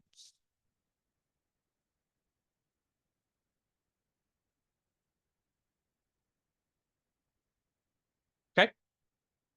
we head back to the homepage, we head back to the script.js, we run through all of the HTML again, and then finally we come down and we hit the end of the HTML and say 17, run the JS. We hit 18 here, and we say go to local storage and get the item out with a key of posts. 19.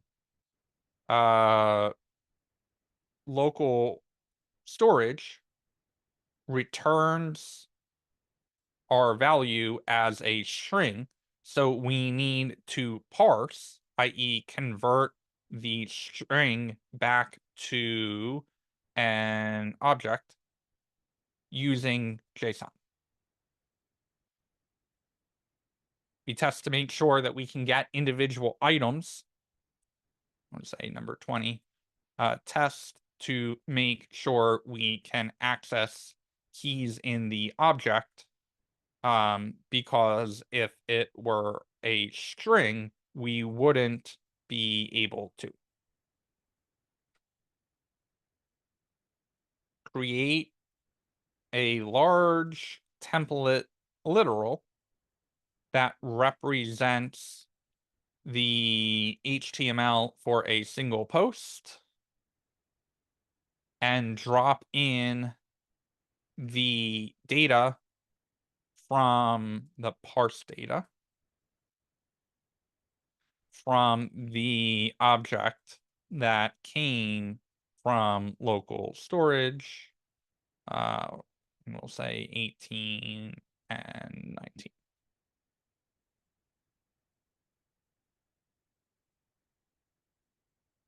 The keys of this data line up.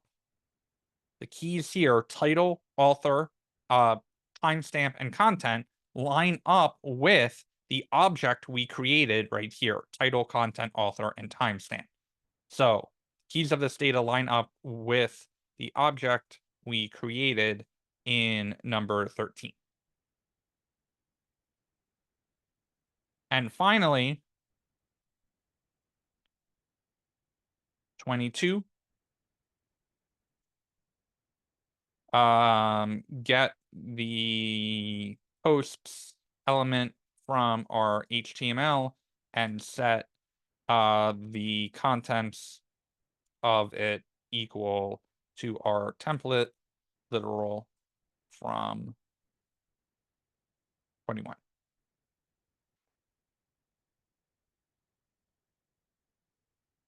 Pausing there for questions about the comments before we dive into Joe's question.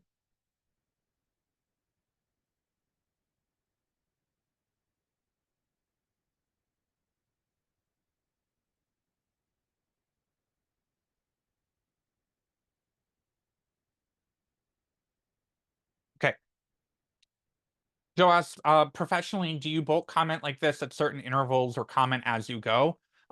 It depends on what I'm writing. The answer, the vast majority of the time, is I bulk comment at the end, because oftentimes I'll write out a function, get halfway through it, and go, oh, I'm doing this wrong, or I forgot a step, or there's a better way to write this, or right, I'm going to make revisions to it. And because of that, I don't want to like comment something out and then be like, oh, I'm being stupid, I'm going to delete any of that out anyway. So that happens a lot more. Again, I've got this code pre-written. I've done these projects so many times that I'm going off of what I know what works. You oftentimes will be building an interface out. You'll build out a whole card. You'll get the cards displaying in a grid layout, and you're like, oh, just kidding. I don't like the grid layout. That looks really ugly. I'm going to take that out, and I'm going to do posts going down the page instead, right? And so you don't want to comment a bunch of stuff there. Of course, you use comments more in your JavaScript than you do in your HTML, but comments in the HTML are also really helpful, especially if you're doing some kind of weird class, or there's some particular like event area that gets really tricky. you can definitely leave comments in your HTML. Professionally, I would wring your neck out if you committed this to a repo at the level of comments that we do, because I would get into this code and be like, I can't read the code that it's actually doing because there's so many comments in here, right? And so when I write these comments in class, I'm writing them in the context of I can read that line of JavaScript and convert it to a sentence in English.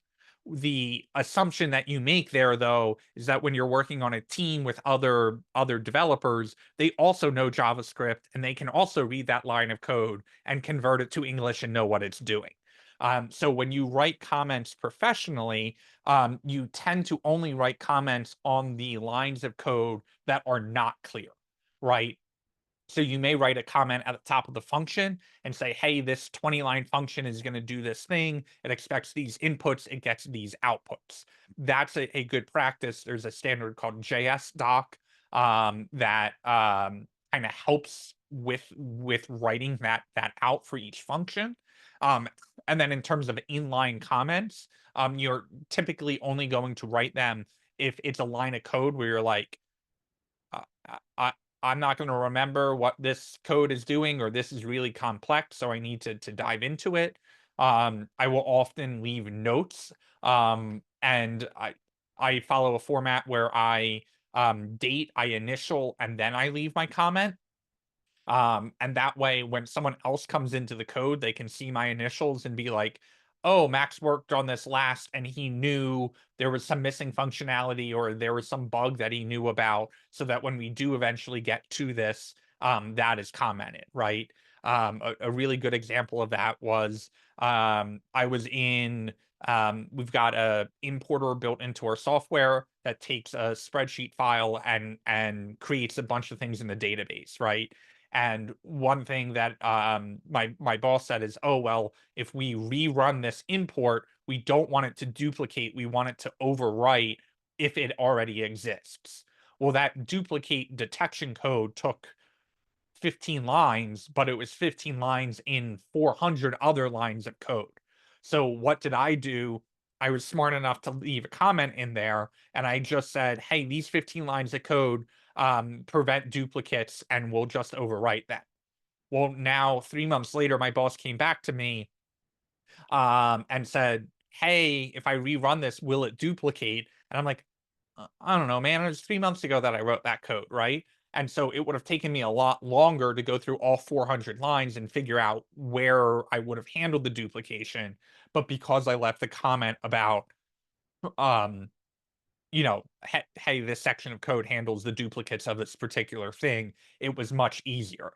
So lots of reasons to use comments. One of them is to leave what we call to-dos in your code of, hey, this thing is broken, or I know I need to come back and add these other things to it. We can add comments to make our code clearer of what a section is doing. We can use comments to document functions of their inputs, their outputs, and the general reason that you would use this function. And then there is also comments for, hey, this is really complex and I don't really understand what this particular line is doing or why we need it. And so we add that in. So I would say in general, while the comments that we add in class are obviously a very helpful tool, not only to review, but also to like practice making sure we have understanding, I wouldn't say that this is a format that you should follow as a professional developer, outside maybe when you're getting started at a job, creating a copy of the file and commenting things out. Believe it or not, this is going to sound archaic, but I will often actually print code out. And I have this on legal paper, so it's long enough. I had to be careful. I grabbed a piece of paper that was not intellectual property. But I will print it out, especially for super long code files, and actually take a pen to it, right? And draw lines out, or if you're really working on something that's interlinked, go serial killer mode and put it up on your wall and like draw lines between the different pages. Sounds crazy, sounds like, hey, digitally there should be a way to do that, and there are diagramming softwares, but that level of understanding can be really helpful to draw those lines out and connect things, just like you have seen me do in class, right, where I'll do something like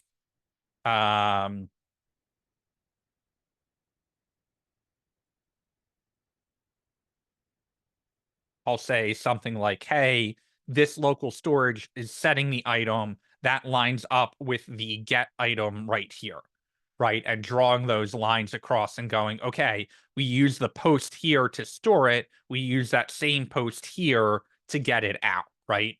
You can get creative with different marker colors and all of that stuff. Hey, why do we parse this thing here? Well, because we're getting the string, we're sending it into the parse. Where is that coming from? Well, we need to JSON.parse because over here we JSON.stringify. Okay, well, where is this coming from? This post gets sent into the stringify. That means when we get the post here, this title is actually lining up with the title right here. Where is that title coming from? That's coming from the form elements. And if we look at our new post, we can line the title input right here with the title input of the ID right here. And if you look at this and you're like, I have no idea what any of those lines mean, it's one of those things where it's like, well, as you're talking through it and drawing the lines, you're making the connections in your head. This isn't anything that I would expect you to be able to break down afterwards, but it can be a good exercise to say, hey, this is like a pachinko game, right? You drop a ball at the top and it's bouncing its way down to the bottom. Being able to trace that out in your code, whether it's numbers in your comments or drawing lines to connect it all together, can be a really great exercise in understanding the flow of all of that. Going over more documentation in some point. Kind of. We're gonna dive into API documentation. We won't be writing our own API documentation. I guess you could as an exercise when you get to your capstone, but we will be using documentation a lot more for your midterm project, which is the New York Times bestseller. That is, you know, New York Times says, not only here's the URL to use, but here's all of the data that we expect coming in. Here's all of the data that we expect to send to you. And then you use that documentation to extract out the information you want to display onto the page. So we'll touch on documentation there a little bit. But I can't say that I've ever like gone through a professional development course in writing documentation.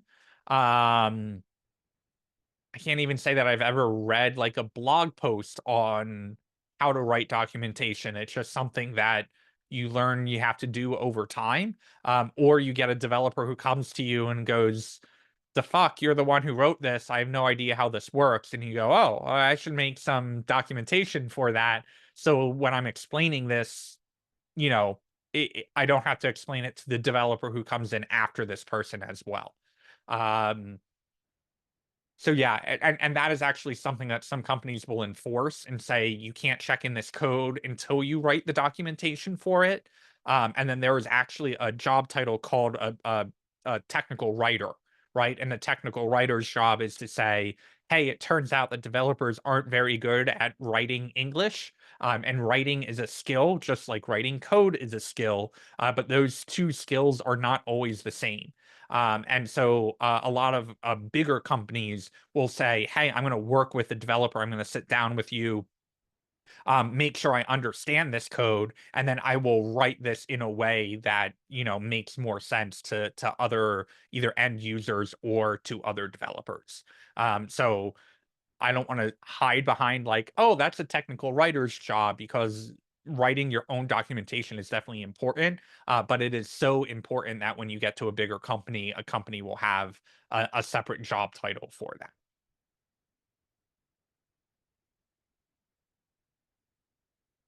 Very good question. Sorry for the 10-minute long rant. Okay. Yeah, it's very informative.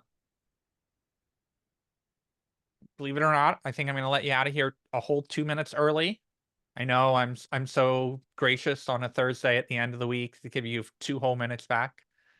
A reminder, office hours Sunday 10 p.m. either at Common Space if you can make it, or on the regular Zoom classroom link. I will not have any content prepared, so come in with questions or come in and just listen to what other questions people have.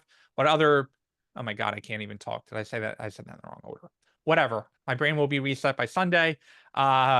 It will be recorded and up on YouTube. If you have any questions and cannot make Sunday session, feel free to send them to me in Slack. I will answer them, and that will be up on YouTube so you can review it there. Sunday, 10 p.m. at Common Space or in this Zoom. Nope. 10 a.m. What did I say? 10 p.m. Oh my God. 10 a.m.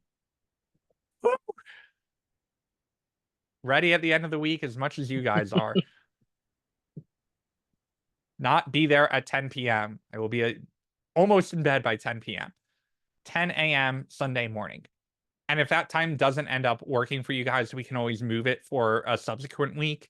And we won't do them every single weekend, but weeks where we've covered a lot. I think it's a beneficial thing. There was actually one day that we had in the back channel about meeting up at Common Space to kind of do like a code jam, help each other out and kind of stuff. And I think right now it's set for a Saturday, but we might be able to move it to a Sunday or something. Or I can move Where it to you're there as well. Saturday. It doesn't really matter. Whatever works best for you guys. And it's a great opportunity to say like, oh, I'm gonna, get out of bed and be there. And that way, like when office hours are done, I'll like start on my capstone, or, I'll bounce ideas off other fellow students, or so capstone questions are certainly fair game at the office hours. All right, now I can actually let you guys go with the full class time as promised.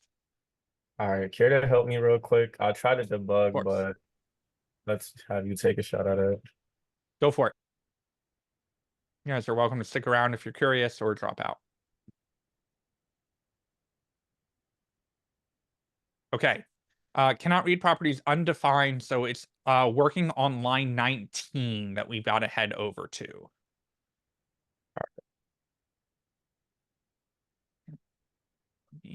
Request remote. Okay, so 19 is going to the form elements and it's trying to find author. That all trickles down through the form itself.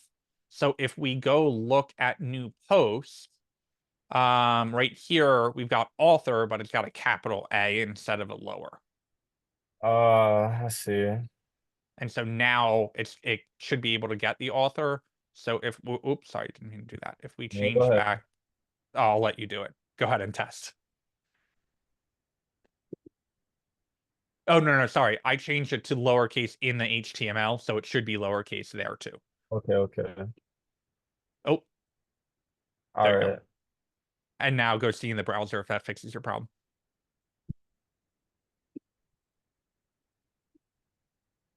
Okay, now we got a different one on 20. Data is not defined because we don't want data, we want a date. Mm. Content, title, author, and create post. Okay, now we got one other problem on 32.